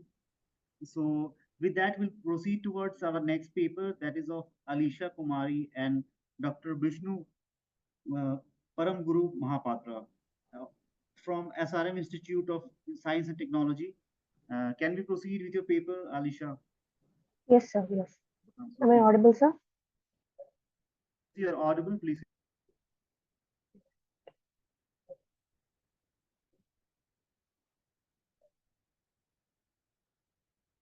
Is the PPT visible?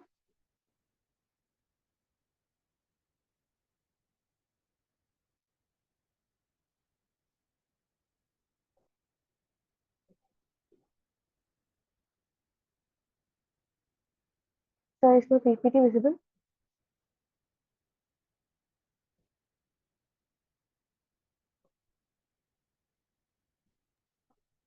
Yes, your slide is visible. Please continue. Yes, sir. Okay, thank you. So, good morning, everyone. Today, I'll be presenting my research paper on psychoanalytic portrayal of prenatal and postpartum experience in motherhood, specifically focusing on Jhumpa Lahiri's novel, The Namesake. Myself, Alisha Kumari, research scholar, full-time, pursuing PhD in SRM IST, Katangalapur. So, to introduce, my research delves into emotional and psychological experience of diasporic motherhood using psychoanalytic framework to analyze the maternal journeys in a displaced cultural context. Jhumpa Lahiri is a celebrated author, we all know that, and she is a well-known author in diaspora. And to be particular about The Namesake, the protagonist here is Ashima Ganguly, where I'm going to analyze this character with the theories and the pregnancy things she undergoes during a motherhood. So here, Ashima Ganguly undergoes profound emotional changes during a pregnancy as a mother. Through this study, I aim to examine how the experience are portrayed with a focus on particular of prenatal and postpartum phases of motherhood with the diasporic context. So the objective would be, I would be exploring the Ashima's prenatal and postpartum experience, which are depicted in the novel by close analysis of the text reading. And the second one would be psychological impact of pregnancy and motherhood, particularly in the context of migration and cultural displacement. And the third one would be to understand the theories, to integrate the dynamics of maternity identity, alienation, and attachment as portrayed in Jumbalheri's narratives. So here I'm using John Bowlby's theory, attachment theory of recognition, intervention, and recovery. So these are the phases where the character undergoes and overcomes. First, she recognizes that she has postpartum depression. She interventions that, and she recovers herself through the novel. So I've highlighted only those in my paper. Due to time constraint, I've cut shorter down, and I'm going to just introduce or summarize what I've given in the full paper.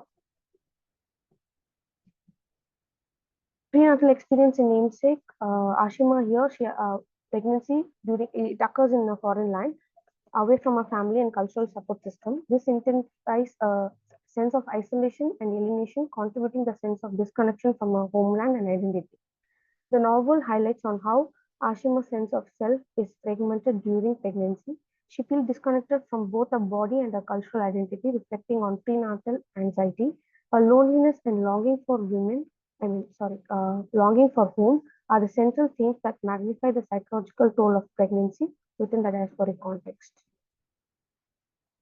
Postpartum depression. After the birth, she gives birth to a son, Gogol.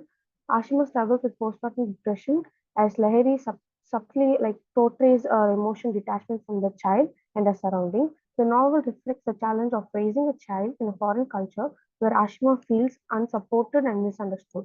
The lack of familial and cultural ties exacerbates a sense of alienation depending on postpartum struggle. Ashima identifies herself as a mother who is constantly shifting and she navigates the cultural dissonance between the traditional Bengali heritage and a demand of fitting into and assimilating into American society. So here, a psychoanalytic portrait of motherhood. Lahiri here, she portrays Ashima's motherhood journey through a psychoanalytic lens, and I've also analyzed this particular through this lens, illustrating between the cultures. Ashima here, with a maternal identity, undergoes constant negotiation as she tries to adapt to a new environment while maintaining her cultural roots. Her experience of motherhood becomes a space of identity formation and disintegration. Using like right.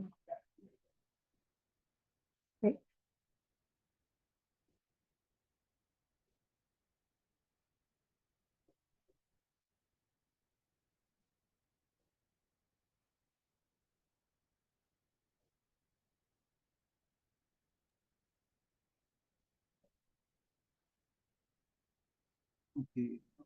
Yeah.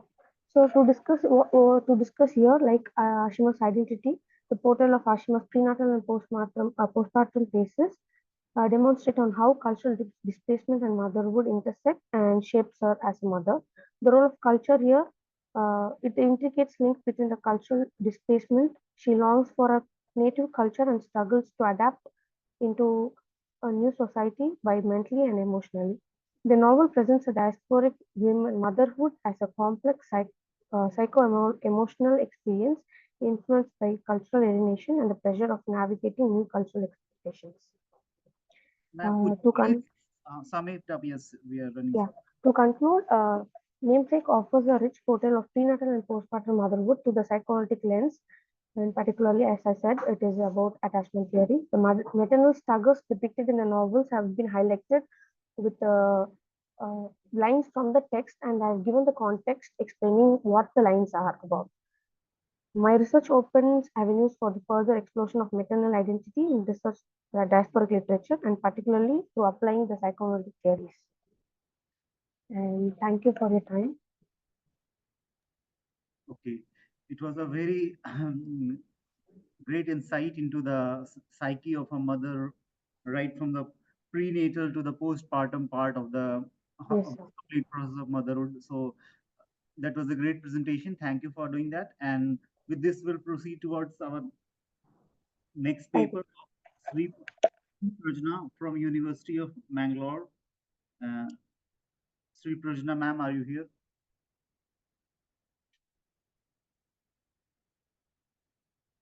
Sri Prajna, ma'am, are you present with us? Okay. In case we do not have her, let us proceed towards our next participant, that is Rakesh Nambiar from SKVM's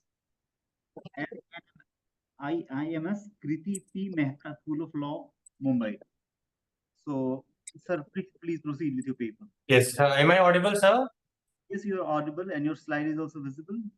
Okay, thank you so much, sir, and thank you. I really appreciate the organizers for conducting a wonderful conference, and I heard Dr. Purza speak wonderfully at the very start. So, of course, and Dr. Ghosh as well for conducting it so well. In fact, this has been quite a pleasurable experience. So, let me start the presentation. So, here you see the title mentioned depiction of intersectionality and social justice of transgender identities in Indian regional cinema. And I have selected two regional films, particularly considering the fact that when we see the Hindi cinema versus the regional films, there's a wide disparity in depiction and, of course, authenticity of cultural identification. So, towards the left, if you see the film is Nyan Mary Kuti, and of course, the poster is also mentioned, and the inspiring trans identity that is Anjali Amit is towards the right, and towards the right hand side, which is the poster of the Kannada film Nanu Avanalla Avalu. This, of course, we see the poster and the inspiring trans identity is the living smile Vidya that we see. So, of course, what is seen here is an interesting take that I would like to broadly problematize. Is, of course, in terms of the narrative of the film, though it has, of course, in terms of the story, the first one, if I mention about the Malayalam film, it, of course, is an inspirational one on a fictional character, but of course inspired from Anjali Amir, a trans identity. Of course, a person who is born male named Mary Kuti. It's a fictional one, and later has feelings or desire to be a woman. Feels trapped to be in the body and is born in a middle class family in rural Kerala.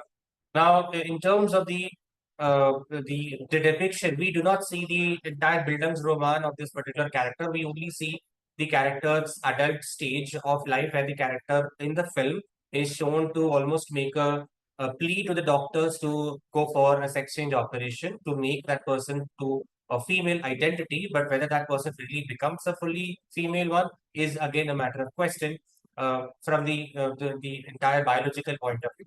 So, of course, towards the end, we also see in the film there's a lot of violence involved where the trans identity uh, is subject to a lot of oppression from society, from family, from even the repressive apparatus. Of course, it ends in a positive note where there's a lot of let's say coming together, which means an all ends well that ends well attitude, where all the characters, which all the sides of the story, the stakeholders all embrace her in whatever form that the character is, which means a she, that is Mary Cookie.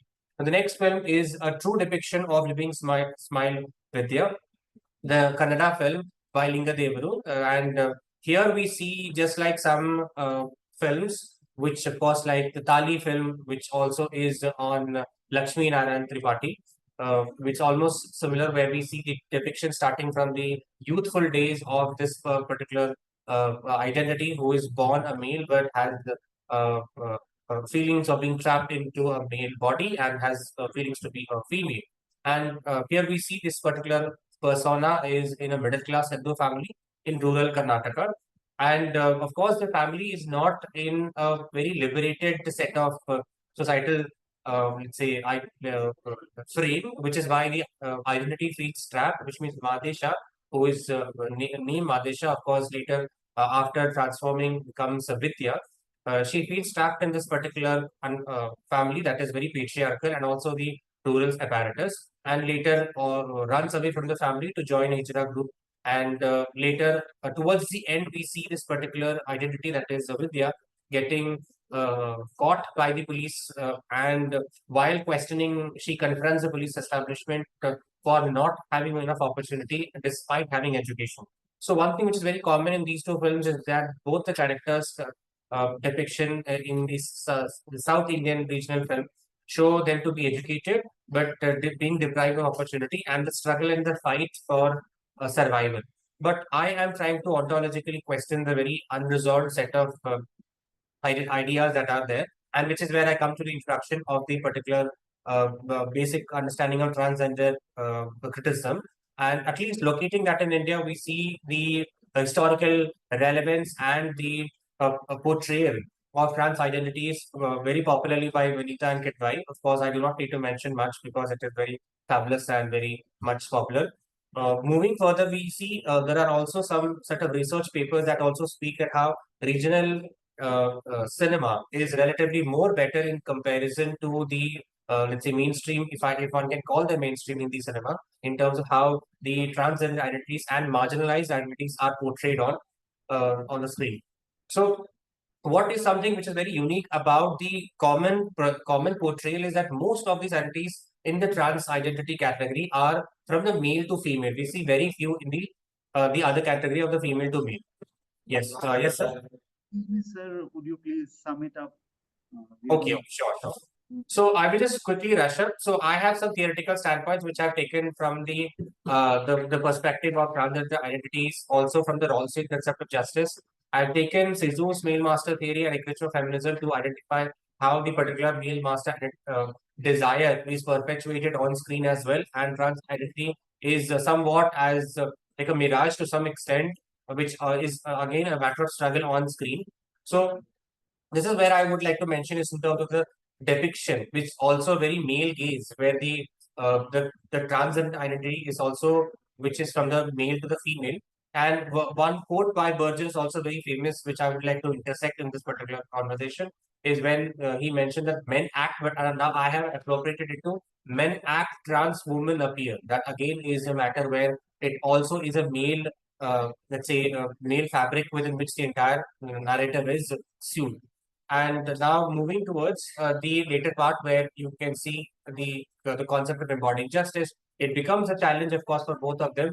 But the questions remain whether they really have any particular set of liberated justice. Now, this is one slide I would like to spend a few seconds, and then I'll move to the conclusion part. So the point at which we'll see that it's very popular, the HEMA Commission report that also came in, and I would like to tie it up with this particular idea that how the very locus of representation when we talk about the actors were both cis heteronormative actors, and it could have been given to the the trans identities to act or take any specific, let's say, respective role, but we do not see that. And even the directors have admitted that we drive them away, but the act is very ironical because there is the sort of discrimination. And I will also mention in my paper that how even Anjali Amir felt discriminated and predatory looks were also given to her for her presence in the cinema industry. So that's one. Second is about the absence of female to male representation, and again the absence of the caste and religious identity, which is broadly mentioned, which is but not explored much. So in conclusion, I would like to mention that how cinema still frames the narrative within the theoretical construct of the male master, while the depiction is still for as how as how Laura Mulvey has mentioned about the fetishistic zoophilia. The second is in terms of how it seeks validation from cisgender structures. Also, in terms of the Rawlsian justice needs to be reconfigured. And of course, towards the end, where I would like to mention that we need to reconstitute the very idea of how we would like to see the visual media and popular culture to ensure better portrayal of social justice and visual justice. So, thank you very much. Thank you, sir. That was an erudite peek into the lives of your selected characters and how cinema plays a important role in the society, especially in regards to gender and these things. Okay, thank you, sir. With that, we'll proceed towards our next paper, that is of Dr. Benita Behra from deemed University. And do we have here Benita, ma'am? Yes, sir. Okay. Yes. So please proceed with your paper. Yes.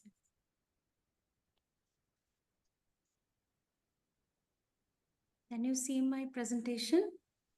Your slides are visible, and please move to the first slide. Yes, slide. yes, So, and you're audible as well, so please proceed. yes. So,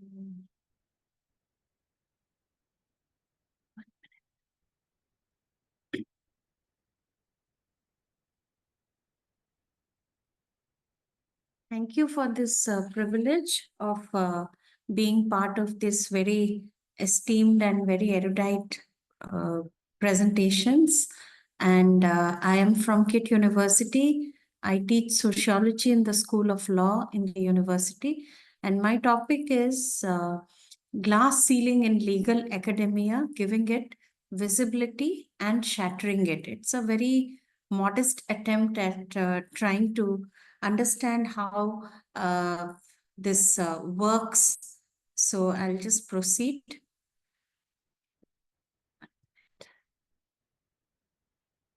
Yeah, glass ceiling, as you know, it's a metaphor. It is mainly used in the management parlance and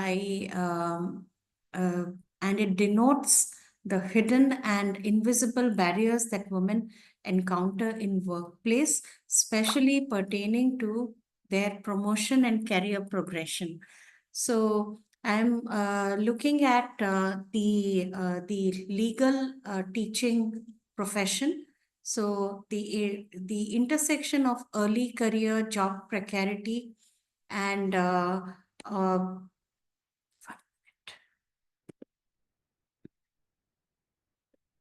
job precarity and reproductive decisions and associated family responsibilities were particularly important in with regard to the glass ceiling.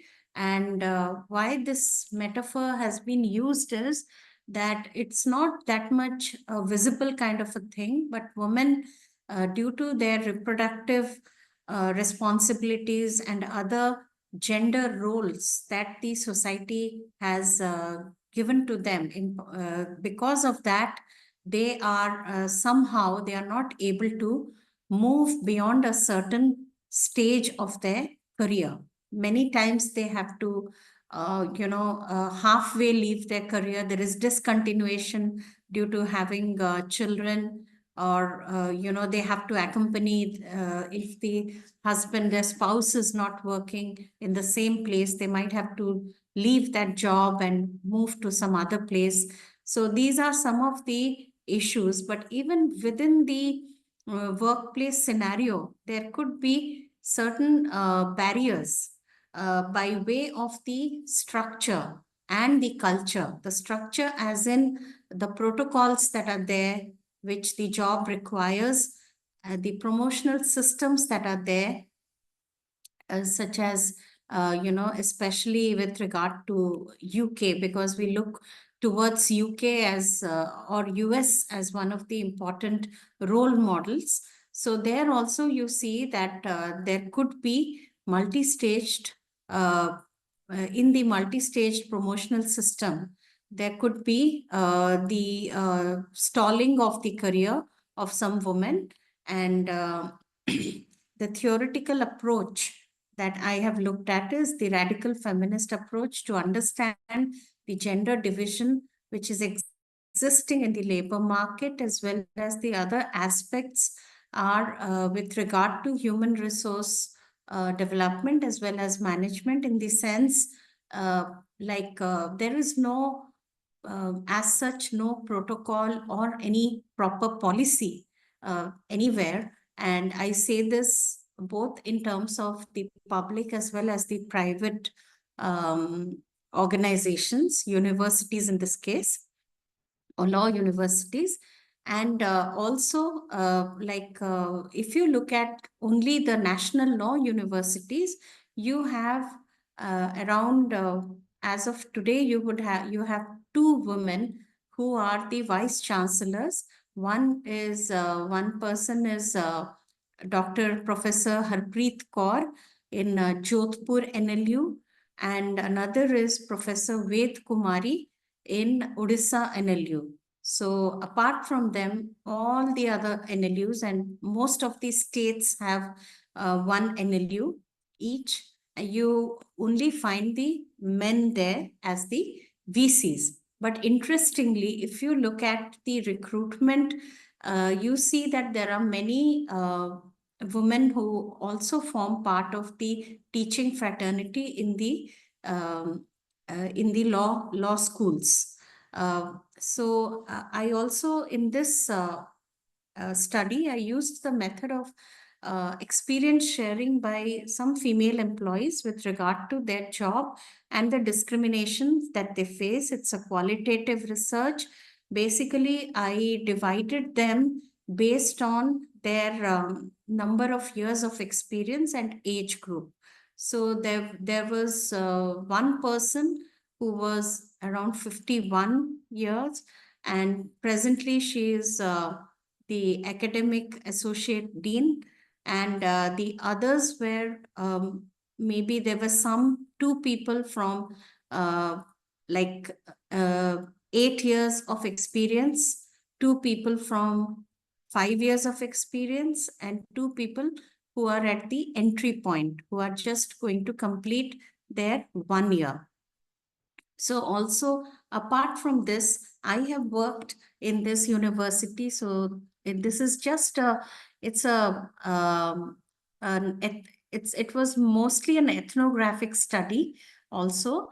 And I also went on to recall some of my experiences as an employee, apart from the other women employees that I interviewed, whose story I heard.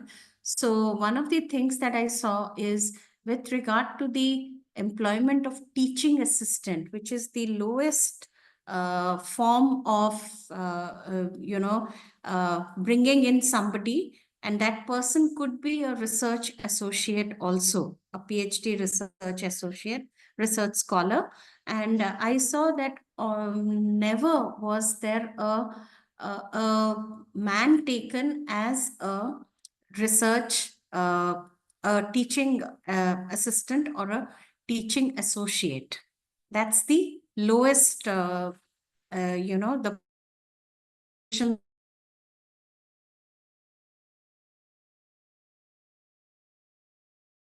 Almost every time it was women. So they join as a teaching associate, and a teaching associate has to. Your voice in between. So maybe there's some issue where we keep losing your voice in between. There's a break in your voice. Could you please fix it? All and right. All and right. Yeah. So is it still continuing the problem? it's all right now. And ma'am, and please It's try time. to Yes, sum yes, yes. it up as well. Yes, Thank yes, yes. So basically that was the issue. And when you join as a teaching associate, you have to continue minimum for at least 3 years, if not more. So that was one. And then you may be promoted to faculty associate. That is what you are called then. So I have never ever encountered a male person taking this up. But of course, there could be there were PhD research scholars who are also male, but almost never, they were taken as teaching associate. It was only a female. And also, with regard to my findings, I would also like to say that women used their own methods, and mainly they fell back on their social capital networks to rise up. And they also said that they did see themselves overlooked, in spite of the fact that they had worked equally hard as their male counterparts in the same stage of their career.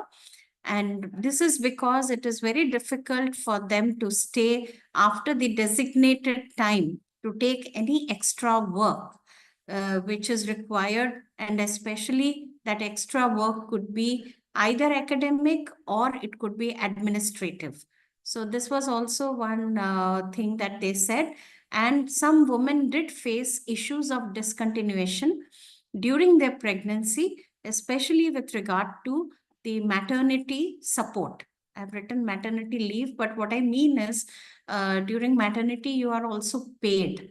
And some women had to do away with the payment and they had some issues with the HR. So what I'm trying to say that the story could be different in the public universities, but in the private university, it is even more precarious sometimes. And the issue is that glass ceiling becomes a big problem, especially in a private university. This is my conclusion with suggestions. The fact that most women face the pressure of marriage and childbirth and childcare, along with career, many found it very difficult, and it would be nice, according to them, it would be good to have some policy support in this regard, like flexi timings of classes and also support from the other subject who share the same subject. And also the teaching, last but not the least, I would like to end with this, that the teaching profession requires to break this very corporate mold, a neoliberal mold wherein you have to perform and there are targets to be achieved, and there are the students then you become like a service provider, and the college expects you to reach out to as many students as possible in a particular class. So instead of that, I would like to just look back to the good old days where more autonomy was given to the teacher, as also more flexibility, and there was a better pupil-teacher ratio. Thank you. On this note, I would like to end. Thank you, ma'am. I'm sure that this was a new perspective for young scholars and people who are relatively new in academia, and especially the dark side and the gender disparity that we see here. Okay, thank you for giving this presentation, and with this, we'll proceed towards our last presenter for the session, that is Dr. S. Nithyasri, and she is associated with Satyabhama Institute of Science and Technology, Chennai. Ma'am, please proceed with your paper. Yes, your slide is visible. We haven't heard anything from you yet.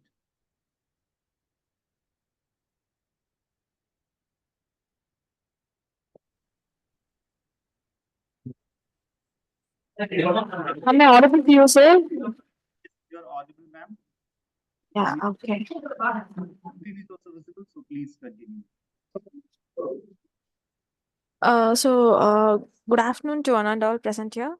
My is of self-identity and invisibility in Ralph Ellson's Invisible Man. So, according to this research paper, so here I'm going to discuss about the introduction of my paper. So, in 1952, I saw the publication of Ralph Ellison's work Invisible, which is regarded by man as a significant addition to American literature. The study delves into the intricate subtleties of identification and the marginalization that the African American lead encountered during the narrative. While the work largely focused on the experiences of African Americans residing in the United States. So, according to him, so he is in his Invisible Man, he includes as a post-colonial theory, and this is done in an effort to show how the protagonist's experiences might be seen as illustrative of the challenges that individuals from colonized areas encounter in a range of diverse international situations. So according to in this theory, my interdisciplinary approach may have contributed to its rise. This is due to this theory's attempt to undertake a comprehensive investigation and critique of the oppressive institutions, power dynamics, and identity formation that exist in colonial influence countries. The phenomena demonstrates how the colonized and marginalized are subjugated, highlighting the methods by which colonizers maintain control over the colonized. So, according to this research paper, I am put effort in front of you that racial discrimination in the US. And here I am talking about the self-identity and invisibility among the Ralph Ellison. So next one is overview of the novel. So overview of the novel is about talks about the young African American boy who has obtained academic instruction and is battling the obstacles of surviving and succeeding in a society that is racially divided and fails to recognize his humanity. So, according to his narrative of the novel, the protagonist is a first person point of view. So, according to the protagonist, who is followed as he undergoes a physical and psychological metamorphosis, transitioning from a profound state of ignorance to enlightened consciousness.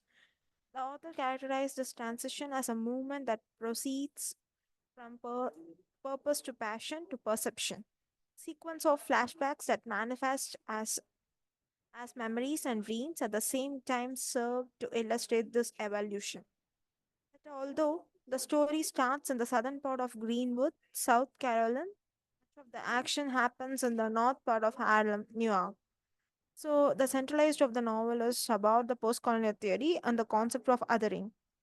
So, othering is nothing but examine how dominant populations identify and create the colonized as inherent, different, inferior, and frequently dehumanized.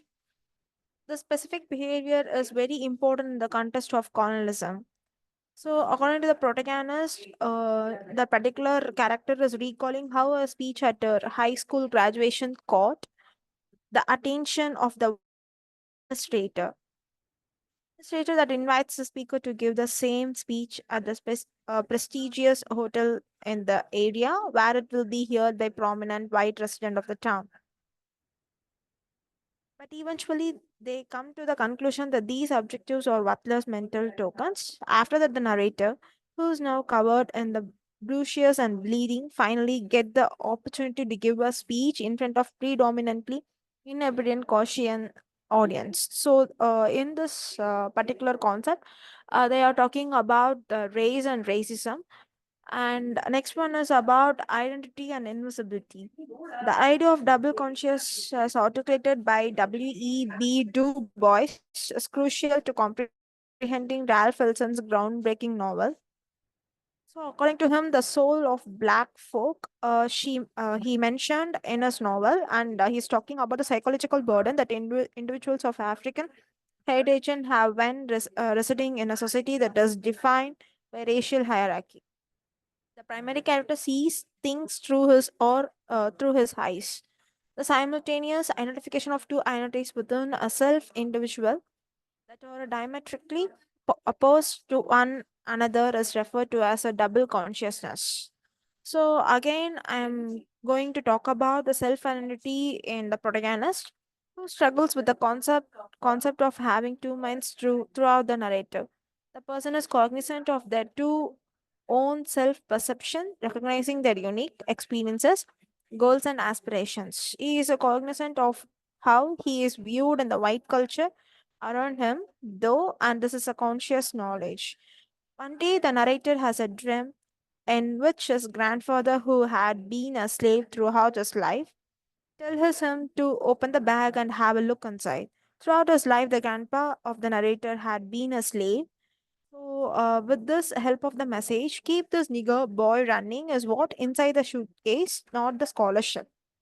Which is the situation's context is given by the dream.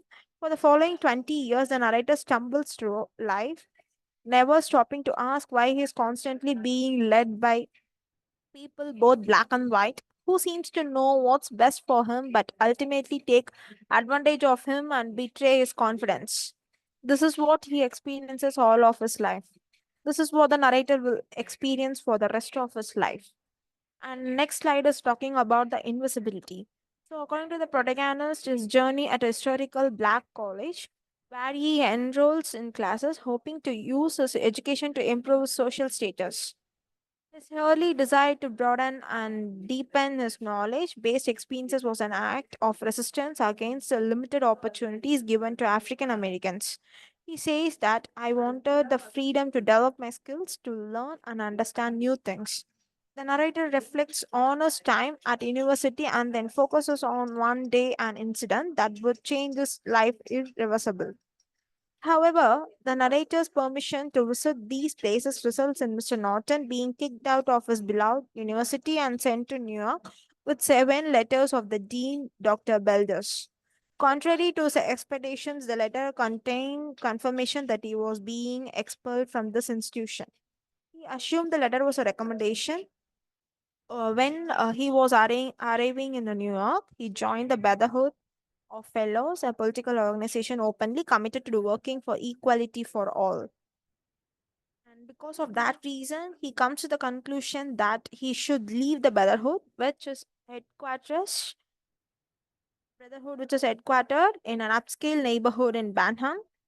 When he returns to Harlem, where he is greeted by Last the Exhorter, Russ accuses him to treason against the black community. The protagonist, who goes from being invisible to wanting to be here, is a symbol of fundamental resistance to the dehumanizing effects of racism. So here I'm coming with the concluded part. So according to the conclusion, in this particular novel, I'm finding have provided important new sights into the protagonist experiences being marginalized and how his identity was formed. The protagonist's desire to become visible was illustrated by the examination of the concept of othering and invisibility. So here, an internal conflict between an individual inner identity and how society views them within themselves was revealed by the investigation of double consciousness. Thank you, sir.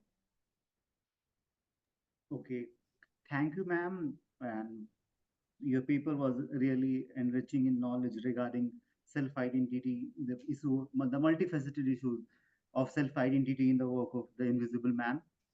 And you have focused, like, given diverse views related to racism, and again looking into the concepts of Camus and Sartre.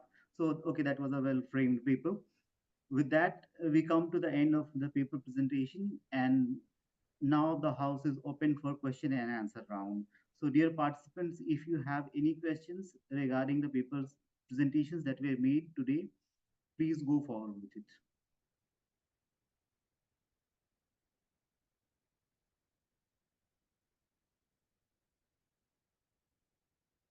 Participants, do we have any questions?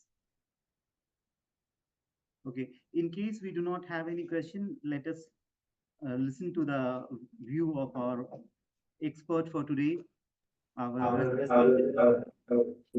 respected Dr. Shweta Priya ma'am, as she will be giving her view on your papers. Over to you, ma'am. Thank you, Professor English. I think there'll be equal for put it off. Thank you, Professor Divishekar, for being such a vigilant moderator. My thankfulness to Dr. Abhijit Ghosh also, who's the convener of this very well-organized conference. At the onset, it was definitely a pleasure and insightful to listen to Dr. Mehek Burza. I should also mention the incredible teamwork done by the student volunteers. They're not visible on screen, but have been the backbone of the organizing committee. So kudos to them too. Coming to the presentations, presentations on gender studies and intersectionality have always explored the complexities of identity and how various social categories such as race, class, sexuality, and ability interact with gender. All the presenters have ably represented their ideologies related to gender studies and intersectionality, highlighting that individuals experience overlapping social identities that shape their experiences of oppression as well as privilege. We also came across the evolution of gender studies, examining feminist movements and their shifts over time, particularly in response to critics about inclusivity and diversity. Talking about cultural representations also, somebody mentioned somebody's paper was related to movies. So the role of media and popular culture in shaping perceptions of gender and intersectionality is another common focus. And it was very well presented also. Analyzing how different identities are portrayed can reveal underlying biases and contribute to the broader social narratives. Now, we should also address critiques of intersectionality, such as its practical application in policy making and academia, and discuss future research directions or emerging trends in gender studies. In fact, I would like to mention here the paper by Dr. Binita Behera, which mentioned a lot of the scope of gender studies and intersectionality in the academia. That was a very fresh view on, of course, she limited herself to the law academia. The integration of perspectives from sociology, psychology, anthropology, and other fields is often emphasized, showcasing how interdisciplinary approaches can enrich understanding of gender and intersectionality. To conclude, I'll just say that these presentations have deepened the understanding of how intersecting identities affect experiences and advocate for more inclusive frameworks. So thank you all of you. It was a pleasure listening to all of you, and we look forward to much more enriching sessions ahead. Thank you.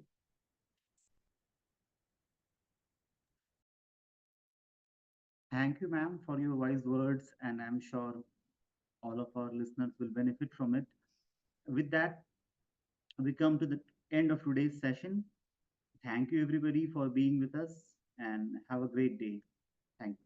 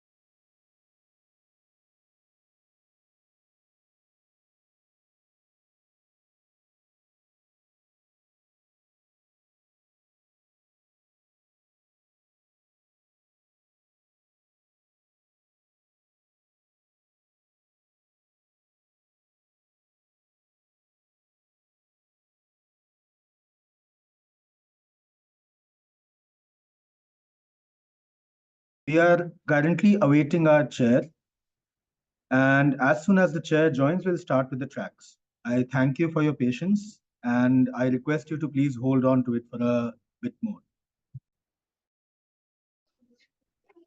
Good afternoon, everyone.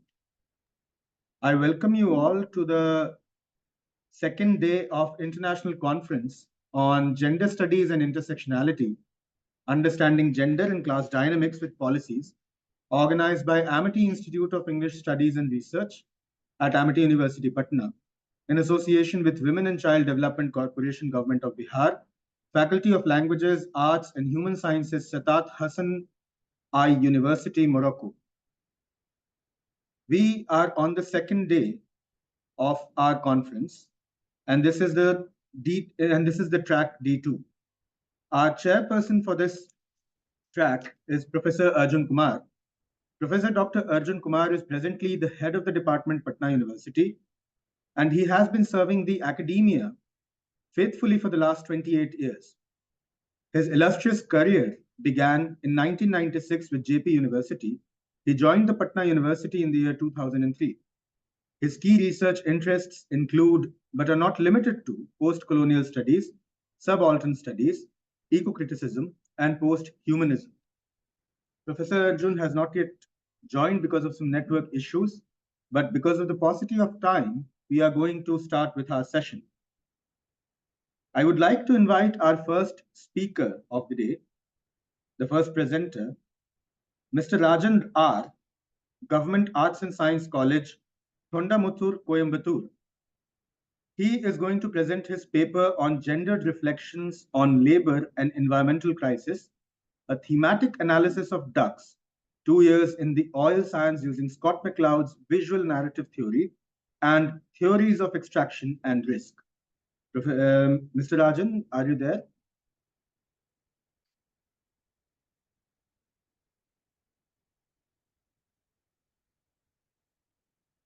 I think that Mr. Rajan has not joined. Okay, the second speaker for today is Shruti Shri from Tiruvallur University, Serkadu, Vellore. Your paper is on absurdities in the life of the LGBTQ employees, a study of Hania Yanagihara's A Little Life. Have you joined, ma'am?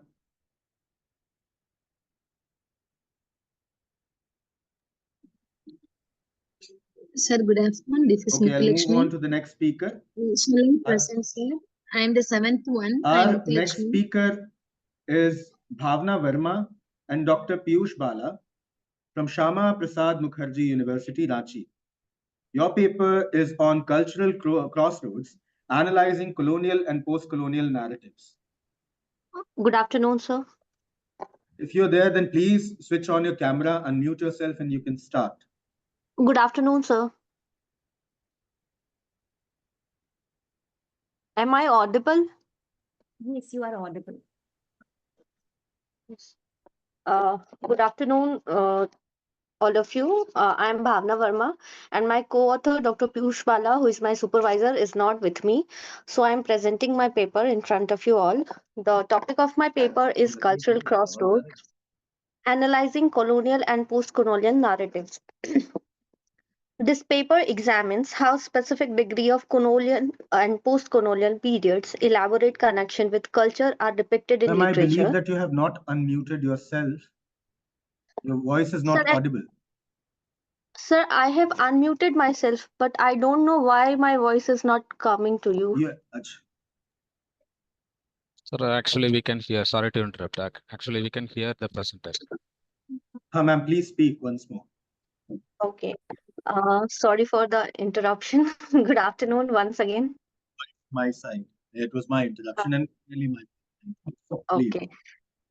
So the paper examines how specific degree of colonial and post-colonial periods elaborate connection with culture are depicted in literature. Though literary narratives, the paper investigates how the question of identity, reconstruction, hybridization, resistance, and cultural imposition are advanced and shaped. The paper delves into colonial narratives, specifically how colonial power forced their culture on the colonized, how conquered civilizations resisted and modified, and how this resulted in cultural fusion.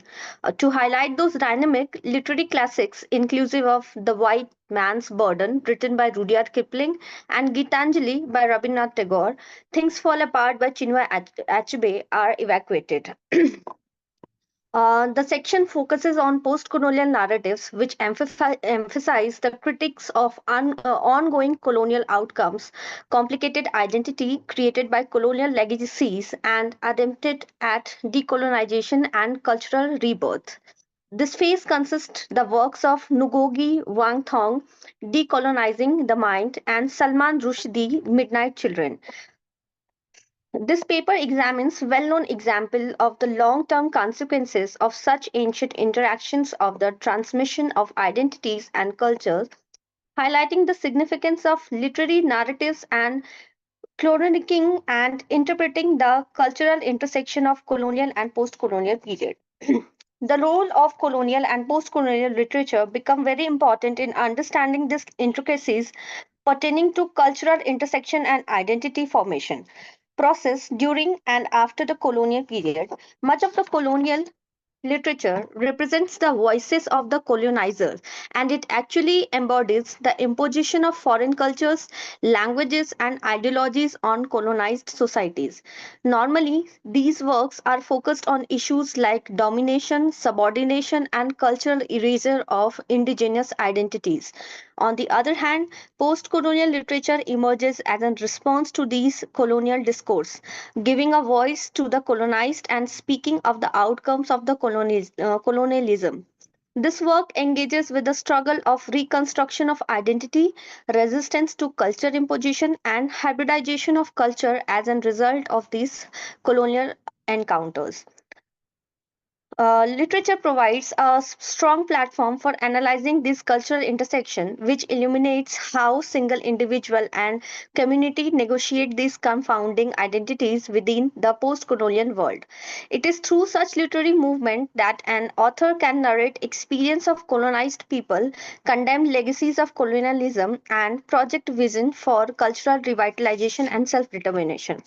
This research focuses particularly on the work of two well-known writers, Easterin Kire and Chinua Achebe. Major contribution to the insight literature offer into cultural dynamics and their respective regions. Nagaland in India and Nigeria in Africa. Such a study will be conducted to compare their work with regard to the representation of colonial and post-colonial experiences, arguing with similarities and differences. Moreover, their narratives will be contrasted with their other major literary figure in both colonial and post-colonial literature, set up to underline general trends and specific regional dimensions.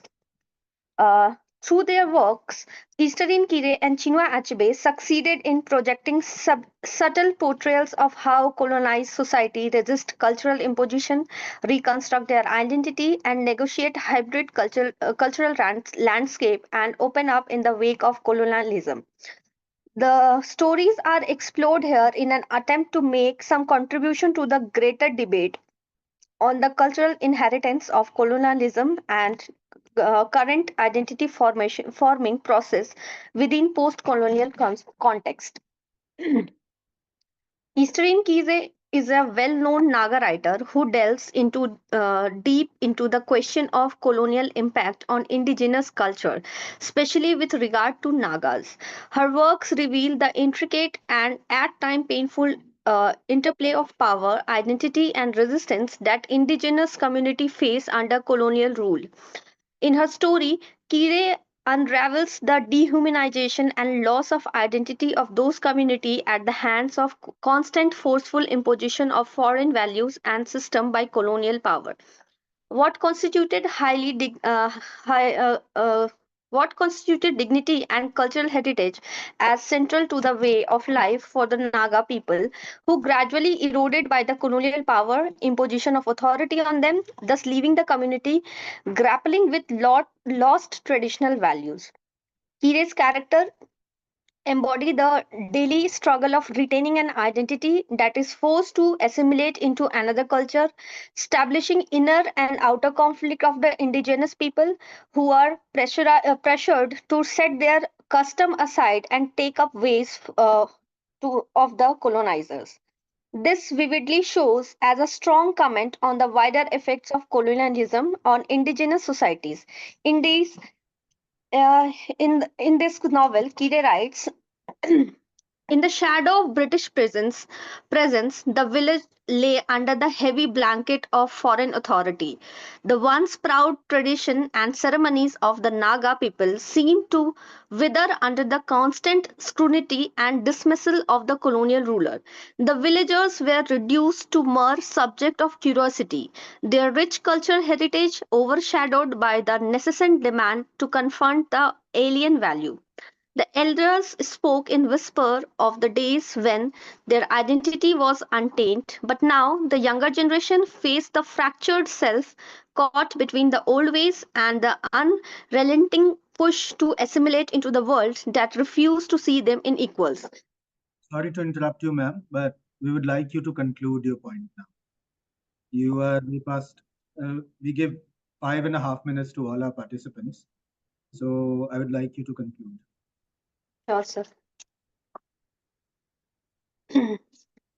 So, this paper integrates the complex representation of cultural intersections within colonial and post-colonial literature, thematically ranging from identity, hybridization, resistance, and cultural imposition. In essence, this research goes on to prove that through the examination of colonial narrative presented by all the writers, how colonial power imposed and adapted cultures to their subject often caused deep disruption of conflicts. These post-colonial critics to encompass the afterlife of the colonial legacies and struggle for culture, renew and identity and reclamation. Thank you.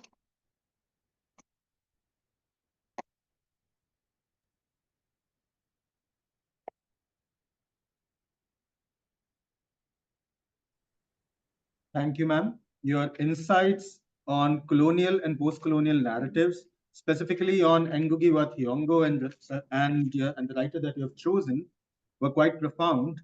Now, I would like to call upon Dr. Pragya Shukla from Central University of Jharkhand. Your topic of presentation is Breaking the Silence, exploring the realities of women's empowerment and financial independence in Shashi Deshpande's The Dark Holds No Terror. If you're present, ma'am, I would like you to unmute yourself and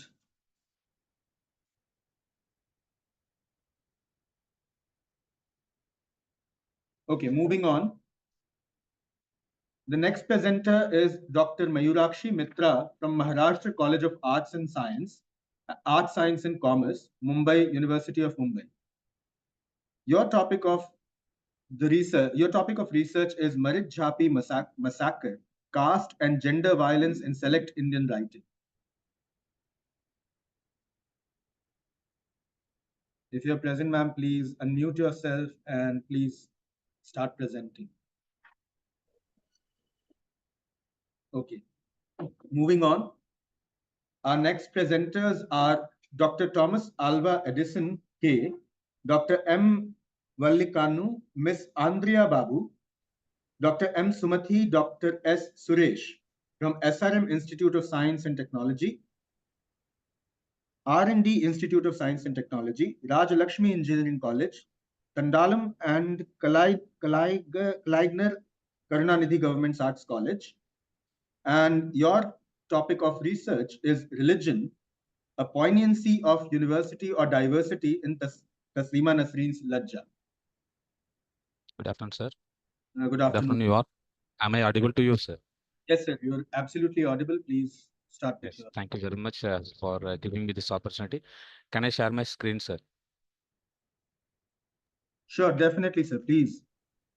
Yes, I shall share my screen to you, sir.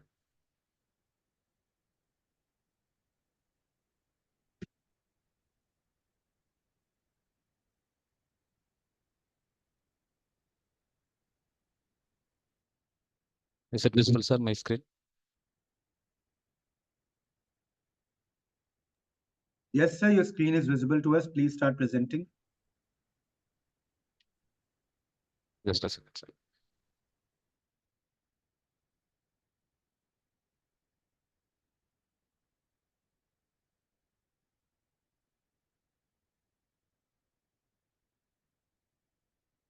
Yes, this is the topic which I prepared for this international conference. I thank all the convener and organizers who conduct such a wonderful opportunity to all the research scholars as well as the faculty throughout the world.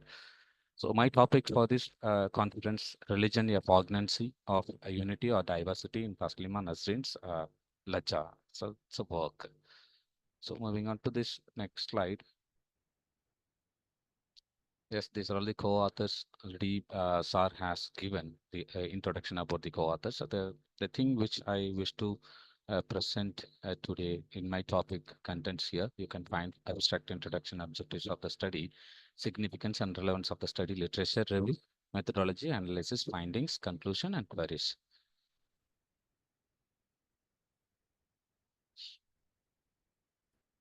So the next one, the abstract which I wish to give here. Taslim Nasrin she is a Bangladeshi author and a former physician, renowned for her powerful writings on women's rights and religious intolerance. So one of her famous work, that is Laja, it is another word we can call shame, published in the year 1993. So the central idea of this work, which created a lot of issues. Why? Because she explained the religious problem, the riot which happened in Bangladesh, how this minority in Bangladesh who had suffered a lot as a result of this riot and so on. So into this sensitive and explosive issue of religious conflict, which happened in Bangladesh, the novel set against the backdrop of the aftermath of the Babri Masjid demolition in India in the year 1992 as a reflection, as a result of this demolition and the riot which happened in Bangladesh. The novel which dwelled is a central idea. And poignant and scathing critique of the communal violence and religious bigotry that ensued in Bangladesh. So the writer does not shy away from depicting the brutal realities of religious persecution. So after publishing this work, and she has got a number of threats from people, right? And even why she revealed this kind of reality to this world, and she was threatened, and sometimes she was arrested, and she released later, and even she flew away from Bangladesh or somewhere.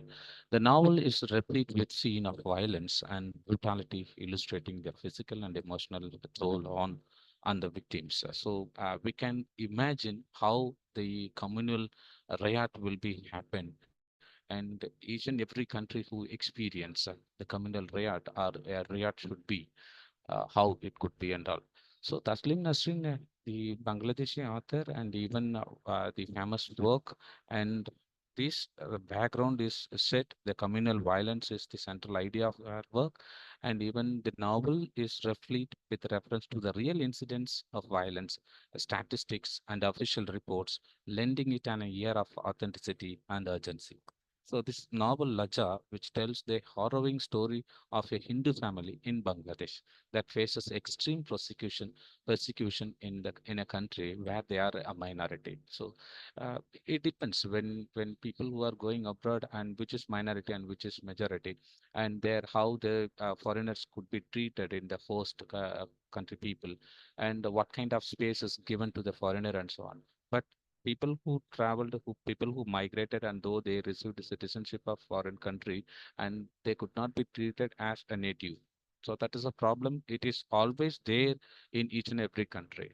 But here, the protagonist who loved a lot in that particular country, he doesn't want to go out, even flew away as a result of this violence. Why? Because he loved that country a lot.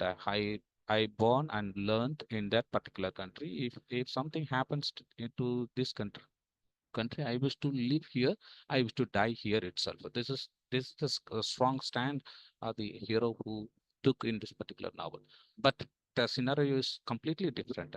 Why? Because the riot which happened, it is a communal riot, and we couldn't control. Even the government fails to control. And how this a Hindu is the minority of Bangladesh, and the majority of Bangladesh, especially Muslims. So the riot is started, and even nobody controls, and even the government who fails to control and all. And who are all the victims? The victims are the Hindus. Why? Because the Hindus are the minority people in Bangladesh. So the the incident which happened in India, it reflected in Bangladesh, and even the Bangladesh people who migrated from India to there, and Hindus, non-religious people, non-religion in the sense of the non-Islamic people, and who are getting a lot of sufferings, and it couldn't be controlled by anybody else. So how the victims who were victimized by this kind of people who are brutally behaved, and 6-year-old child, she was raped, and then she reached her home after 2 days. It couldn't be bear actually, and even the same incident happened to the same child after 16 years, and it couldn't be imagined actually. So it is a familial issue, and the hero was arrested, and he imprisoned in the cell, and even he were treated ill. Not only him, but all other Hindus were arrested and were imprisoned in the cell, and even they couldn't get water. When they felt thirst, they couldn't get water to drink, and even they were treated very ill, and they couldn't get enough sufficient amount of food and other things. So, and even they forcefully to convert from this Hindu religion to Muslim religion. So people, they are totally helpless, and this hero who completely denied to migrate or otherwise convert from Hindu to another religion, Muslim, and finally his penis or his penis. Sorry to interrupt you, sir. Could you So please conclude your yes, findings? sir. Yes, sir. So moving on to this conclusion, and this is a central idea, and we couldn't bear this kind of violence and this kind of treating people one to another. Before we start, before the violence which start, all are living as a common human being, and they are pouring enough love each other. But once violence which started, and people who started vigorously, and they forget everything, and they forget they are all human beings, and we need to obey, and we need to pay respect and other things. So coming to the conclusion, the story is a victimhood, and even it is also a critique of societal complacency and the complicity of silence. The writer condemns not only the perpetrators of violence, but also who stand by and do nothing. So he was totally helpless, and he couldn't. Though the sister was raped several times by group of people, and he couldn't do anything against to those people. Instead, he took another girl who belongs to Muslim, and then he raped. But he is so conscious, he is so human, and he felt several times bad on his activity and so on. That is not right vengeance and other things. She challenges the reader to confront uncomfortable truths about their own prejudices and the societal structures that perpetuate injustice. This novel is a powerful and poignant exploration of communal violence and its devastating impact on individuals and families. So, at last, through the lens of the Tha family, the Taslim Nasrin exposes the fragility of secular ideals in the face of rising extremism, and challenges readers to reflect on their own roles in perpetuating and combating intolerance. The novel remains a crucial work for understanding the dynamics of religious conflict in South Asia and the enduring struggle for more just and equitable society. So that's it from my side, sir. This is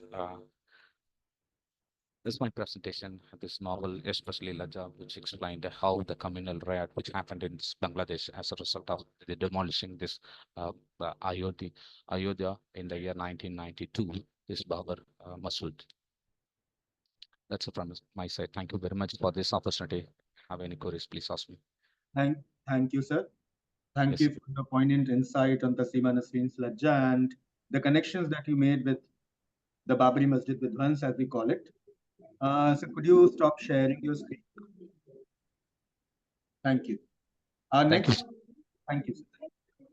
Our next speaker is Tail Mutulakshmi and Dr. S. Ganeshan from JJ College of Arts and Science and HH Darajas College. Your Yes. The topic for research is echoes of patriarchy and varieties of protest in Manju Kapoor's Difficult Daughters in Home.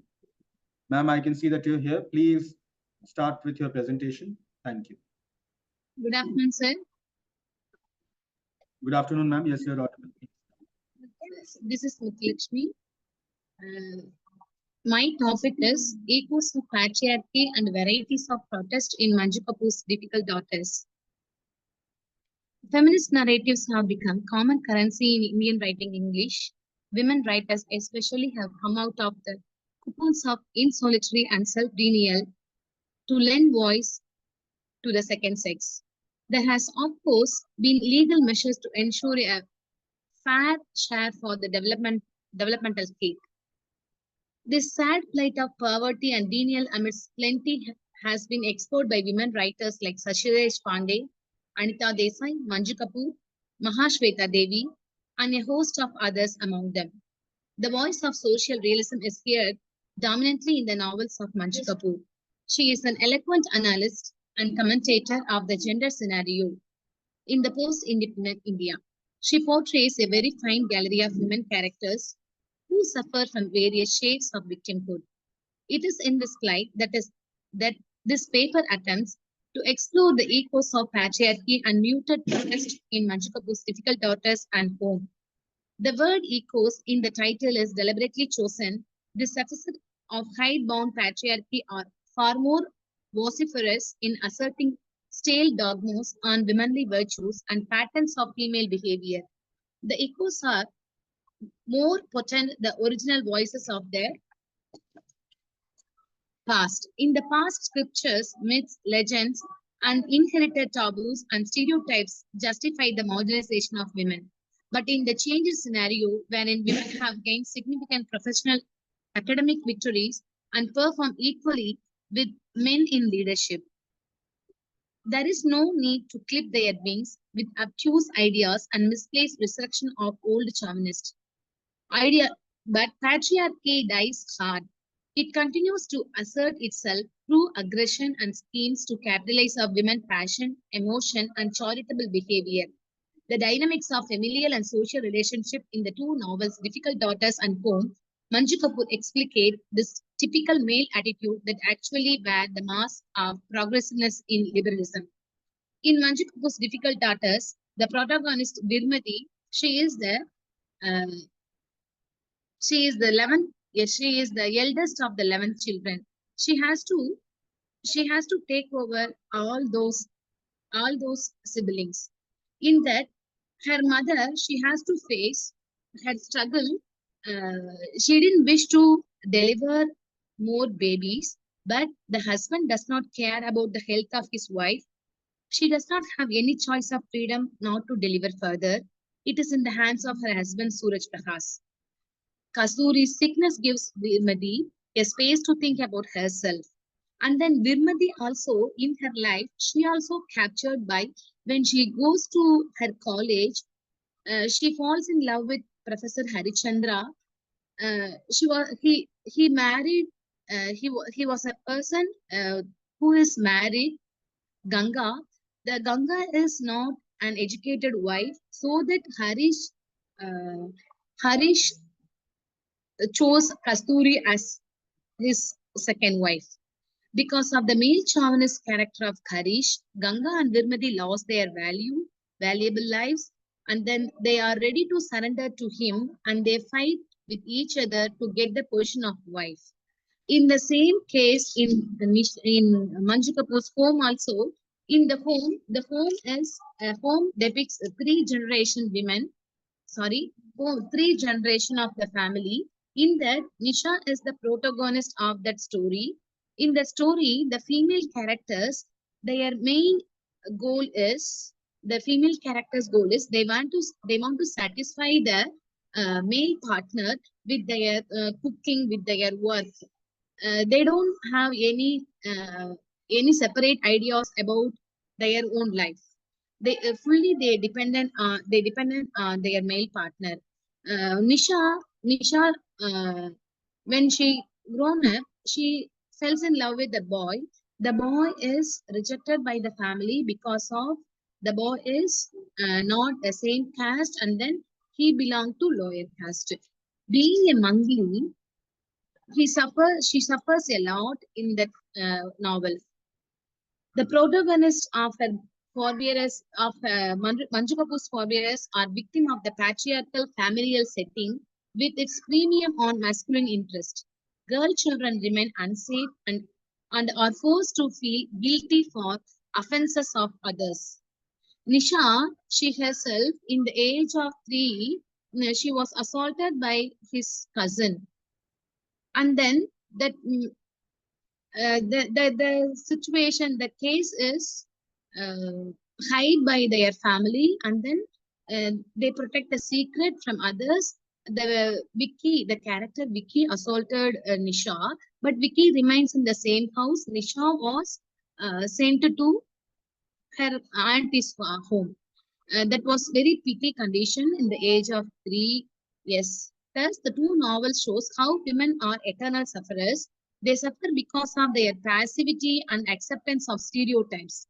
Society has to travel far to become women-friendly. No constitutional guarantees, no reservations and quotas, no proliferation of qualifications and unemployment can save women from patriarchal stereotypes so long as they accept them with a passive frame of mind. As sentient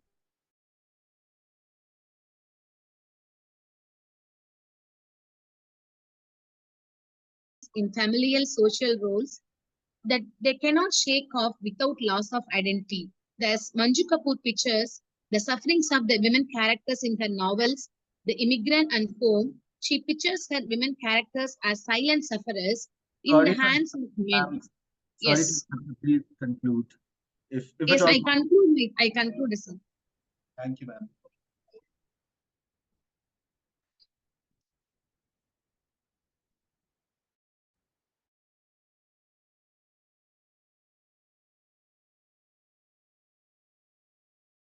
Pictures her women characters as silent sufferers in the hands of men, all in the name of traditional and familial values. Thank you, sir.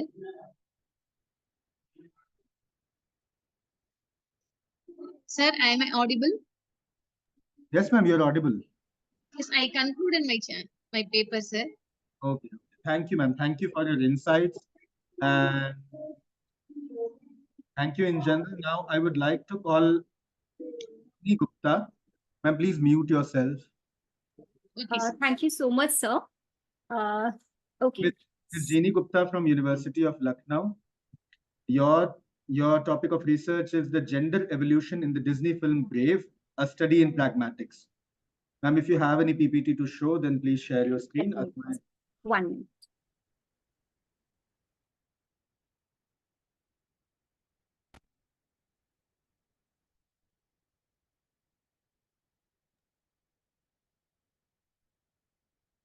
Okay.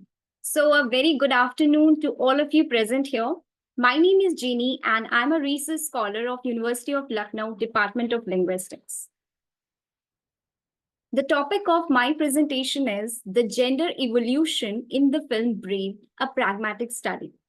So as we know that we all belong to a different streams and branches, so I would like to give a very quick about what is pragmatic study. The study of language within the context is pragmatics.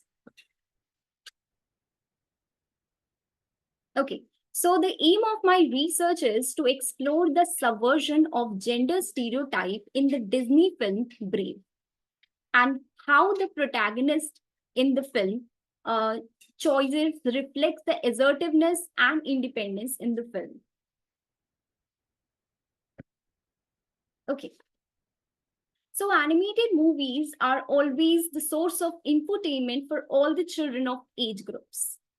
Walt Disney has produced a number of films from like 300 around movies all over the years.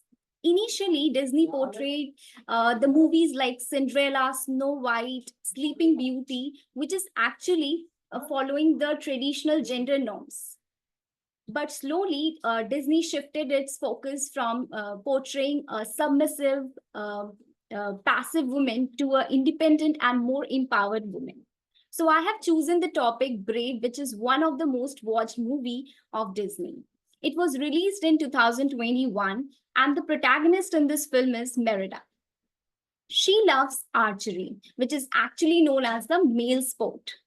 Her family has traditional thoughts, and they want her to behave in a certain manner to be a princess. But she wants to, she actually breaks the norm in the film, and she wanted to be different. She wanted to be unique in her personality. Okay, so initially, Disney has produced like Cinderella and Snow White, which is known for their passiveness and submissiveness. The movies like Mulan and Frozen portrayed independent princes. One hand, Mulan was shown as a powerful woman who has both physical and mental strength. On the other hand, Elsa in the Frozen has shown in the same manner. The movie Brave is little different. So why I have chosen this film for from the entire hub of Disney? The Excuse me, Brave ma'am. is Your, yeah. your slides are frozen. I think we are not able to see.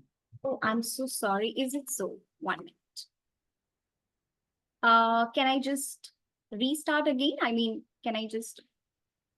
No, no, you don't have to restart. Just change the slides. All right. I'm changing. Is it visible? No, no, I think No. it's. Okay. I'm just going to share it again. Please give me a moment. Sure, sure, sure. Now, is it visible, sir? It's written Why Brave. Is it visible to you? Yes, yes, yes, it is visible. Okay, fine. Thank you so much. So yes, why Brave, not other movies? So Brave basically shows the subversion of traditional gender roles by refusing to confirm the societal expectation within the family sphere. That's why I've chosen Brave. What? Okay, so the methodology which I have adopted here is CDA, critical discourse analysis, and I focuses on politeness strategies as framework for analyzing gender construction. Okay, so I've chosen few dialogues from the movie Brave. The first is, I will be shooting for my own hand. So the context of this line, this particular line is that all the male members, all the suitors are ready to take her hand in the film. But here, Merida has chosen herself as tough. She said, I will be shooting for my own hand. She openly defies the patriarchal tradition where her hands to be won by the suitor. The second is obey this, marry that, and you just listen to me. This is a dialogue between a mother and the daughter. And the mother is trying to confess her for the marriage, but she is clearly she has shown the positive politeness strategies, and she clearly defend this thing that she don't want to marry at all. She want to build herself, and she want to be independent. In the next one, I want you back. You have always been there for me. Here, Merida uses the positive politeness strategy. She acknowledges the bond between her mother and herself. The language here emphasizes the affection between mother and the daughter. The last is, I'm sorry, this is all my fault. In this, she has shown the highlighting of this sentence shown that she reconstructs strength with vulnerability. It is not just women who are independent, who are bold, do not have empathy and vulnerability at the same time. Okay, so what are the key findings? The politeness in Brave reveals that Merida made linguistic choices and subvert traditional gender roles. Merida employed positive politeness study, but she remained independent and strong-willed throughout the film. The conclusion is, Brave represent the departure from the traditional Disney film like Cinderella, Snow White, Sleeping Beauty, and this shows more female empowerment. Okay. The film contribute to the broader discourse on gender representation in media, and it also shows the models of autonomy, strength, and leadership. The women who are brave and bold can also be empathetic at the same time. Balance in the personality of either female or male gender is equally important and also harmonious in the society. These films are being seen by the children, so we as the parents or the caregivers should always focus on what kind of media we are showing to our children. This is just an example. We need to be very conscious about what kind of media we are showing to our children, which shows gender identities. Thank you. Thank you, ma'am. Please stop sharing. Yes, thank you. I would like to take a moment to welcome our chair, Professor Dr. Arjun Kumar. Professor Dr. Arjun Kumar is presently the head of the department, Patna University. He has been serving the academia faithfully for the last 28 odd years, an illustrious career that began in 1996 with JP University. He joined the Patna University in the year 2003 and has been serving the Patna University since then. His key research interests include, but are not limited to, post-colonial studies, subaltern studies, eco-criticism, ecofeminism, and post-humanism. Professor Dr. Arjun sir, we welcome you to our session, and we would love to hear your insights at the end of our sessions. Next, welcome sir. Next, I would like to call upon Dr. Mahalakshmi Kumari from Ranchi University, Jharkhand. Your topic of presentation is Empowering the Nation with Women-Led Development, Opportunities to Balance Gender Gap.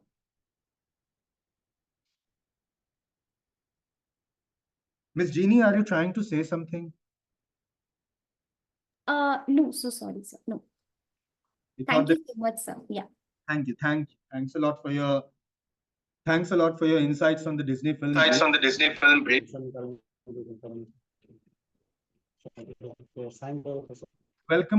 Arjun sir. Welcome, Arjun sir. Yes, thank you. Yes, sir. Sir, I would like, with your permission, like to call upon our next speaker, Radhika from the English and Foreign Languages University, Lucknow. Her topic of research is assessing gender variations in language proficiency and morphological awareness in primary school learners.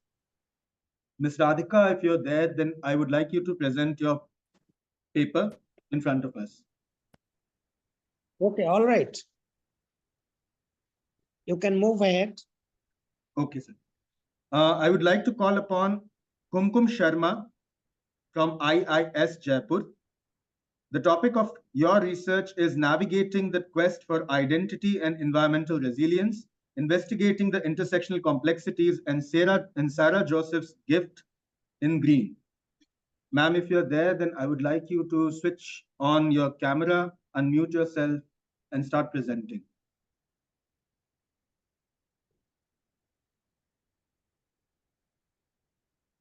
With your permission, sir, the next speaker. Yes, of course. Dr. Mayurakshi Mitra from Maharashtra College of Arts, Science and Commerce, Mumbai, University of Mumbai. Ma'am, if you're there, then please unmute yourself.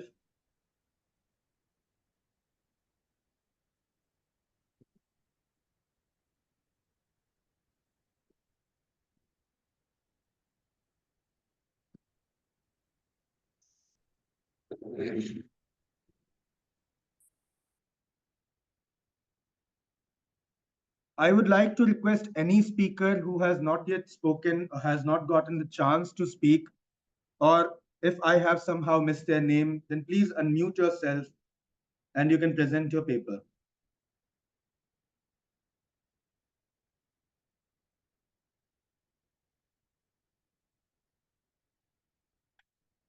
Sir, all of them have presented their papers. They have mostly been on gender, religion, cultural intersections.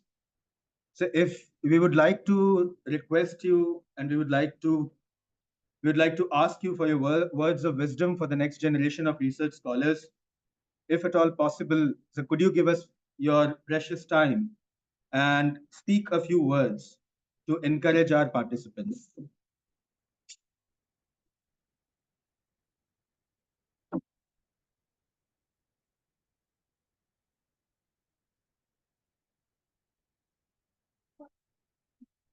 Arjun sir.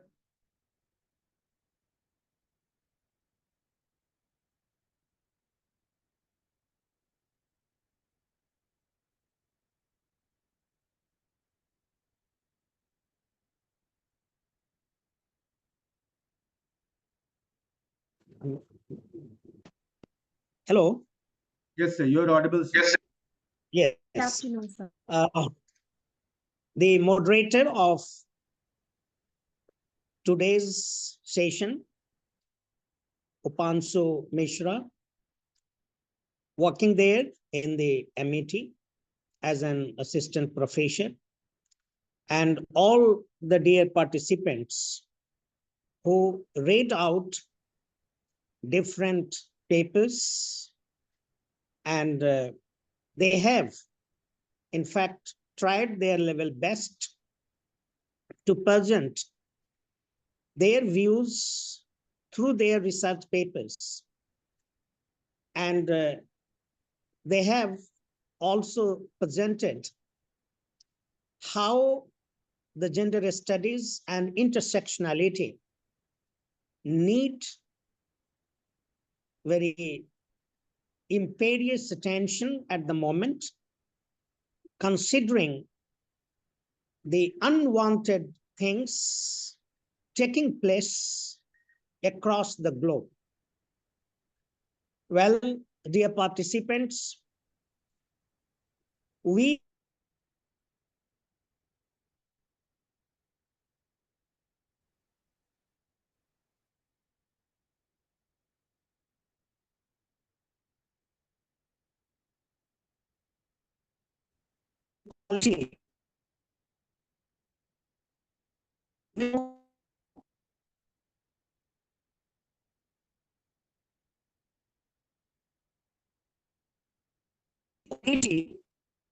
is not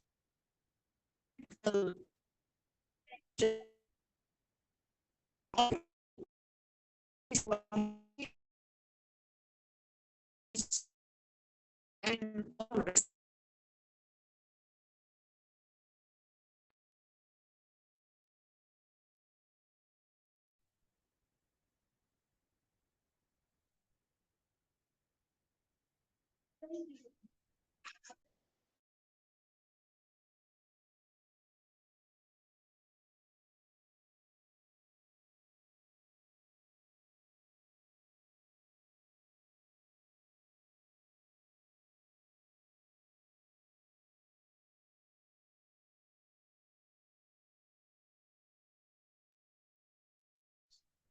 I think Professor Arjun Kumar is facing some network trouble. Arjun sir, are you still there?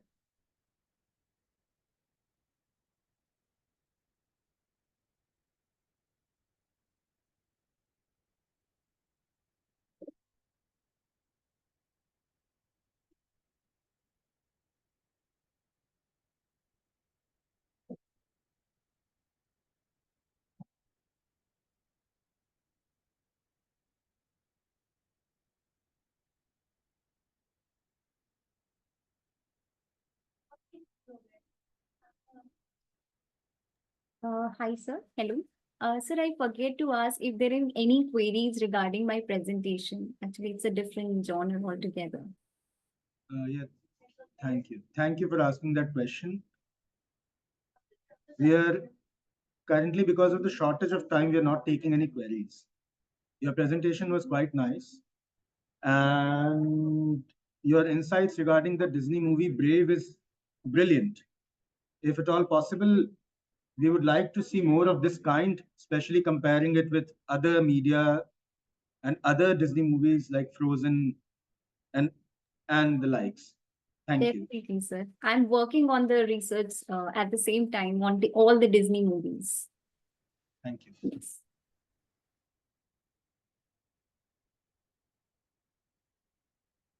We will wait for a few moments for our chair to rejoin.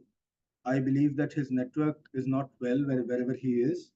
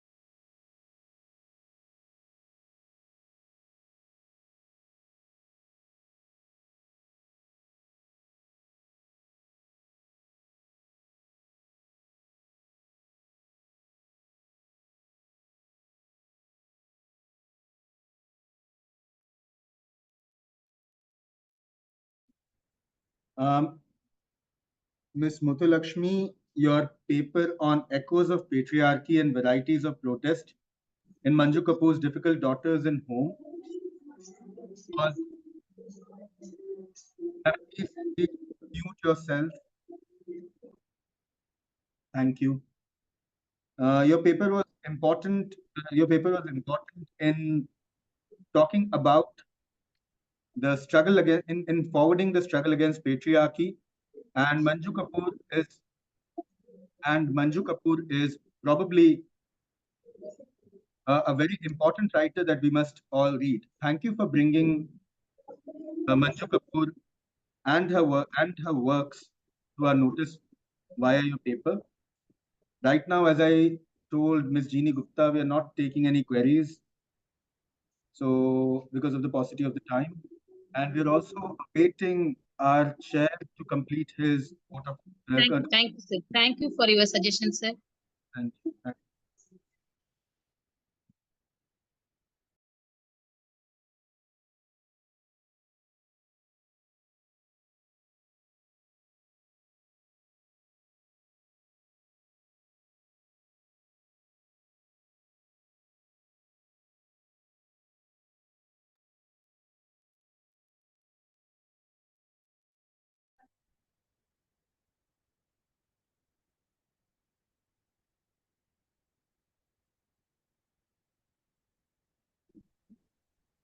Hello. Yes, sir. Yes, sir. Yes, sir. You're audible. Yes. So, yes. So this is what I think very appropriate at the moment to share with all the dear participants of this international seminar, well organized, where Upanshu has played a very significant role along with the organizing secretary, Abhijit Ghosh, and all the participants, in fact, have read their papers, and all the papers are carrying the substance, and I think those papers would be very profitable for the institution and also for the world of academia. Actually, what I wanted to say, I got disconnected. So I think that this part is very important. So I spoke it first, but few lines I prefer to add that this gender studies and intersectionality, the term intersectionality, as it is known to all of us, that it was coined by Kimberly Crenshaw, that human rights activist and professor of law, and how then the term gained momentum, and the literary theorist and the world of academia has taken the term seriously, because the plight of gender, the plight of women in particular, could not be just found that their plight is so because of this or that. There are several points, there are several issues, there are several circumstances, there are several positions where we find that their position, their plight is not getting improved, even though the central organization, the state machinery and other machinery, they are working very hard in order to improve the lot. There is a text which is prescribed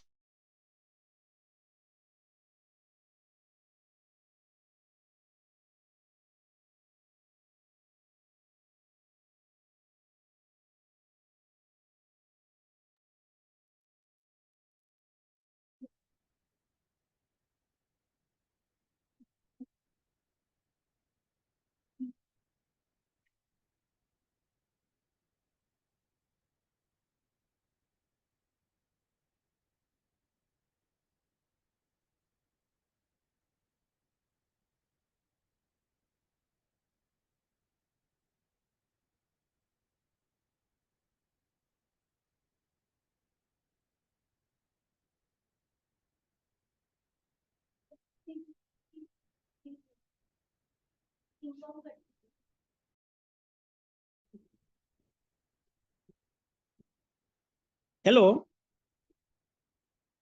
Yes, sir. You're visible now. You're visible and you're audible, sir. Please continue.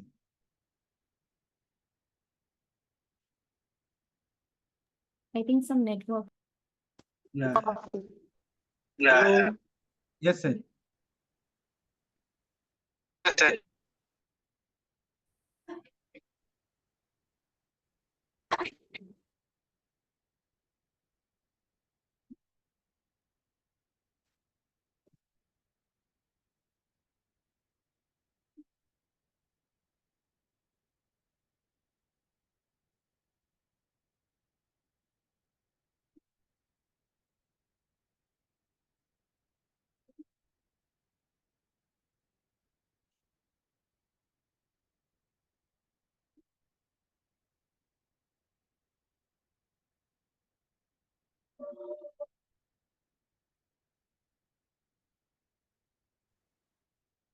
Sir, your video was frozen, but now it doesn't seem to be.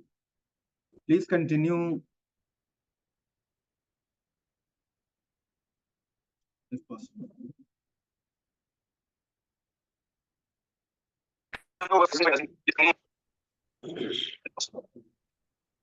Yes, sir. Please continue, sir. Yes, sir. Please continue, sir. Yes. So this is all from my side.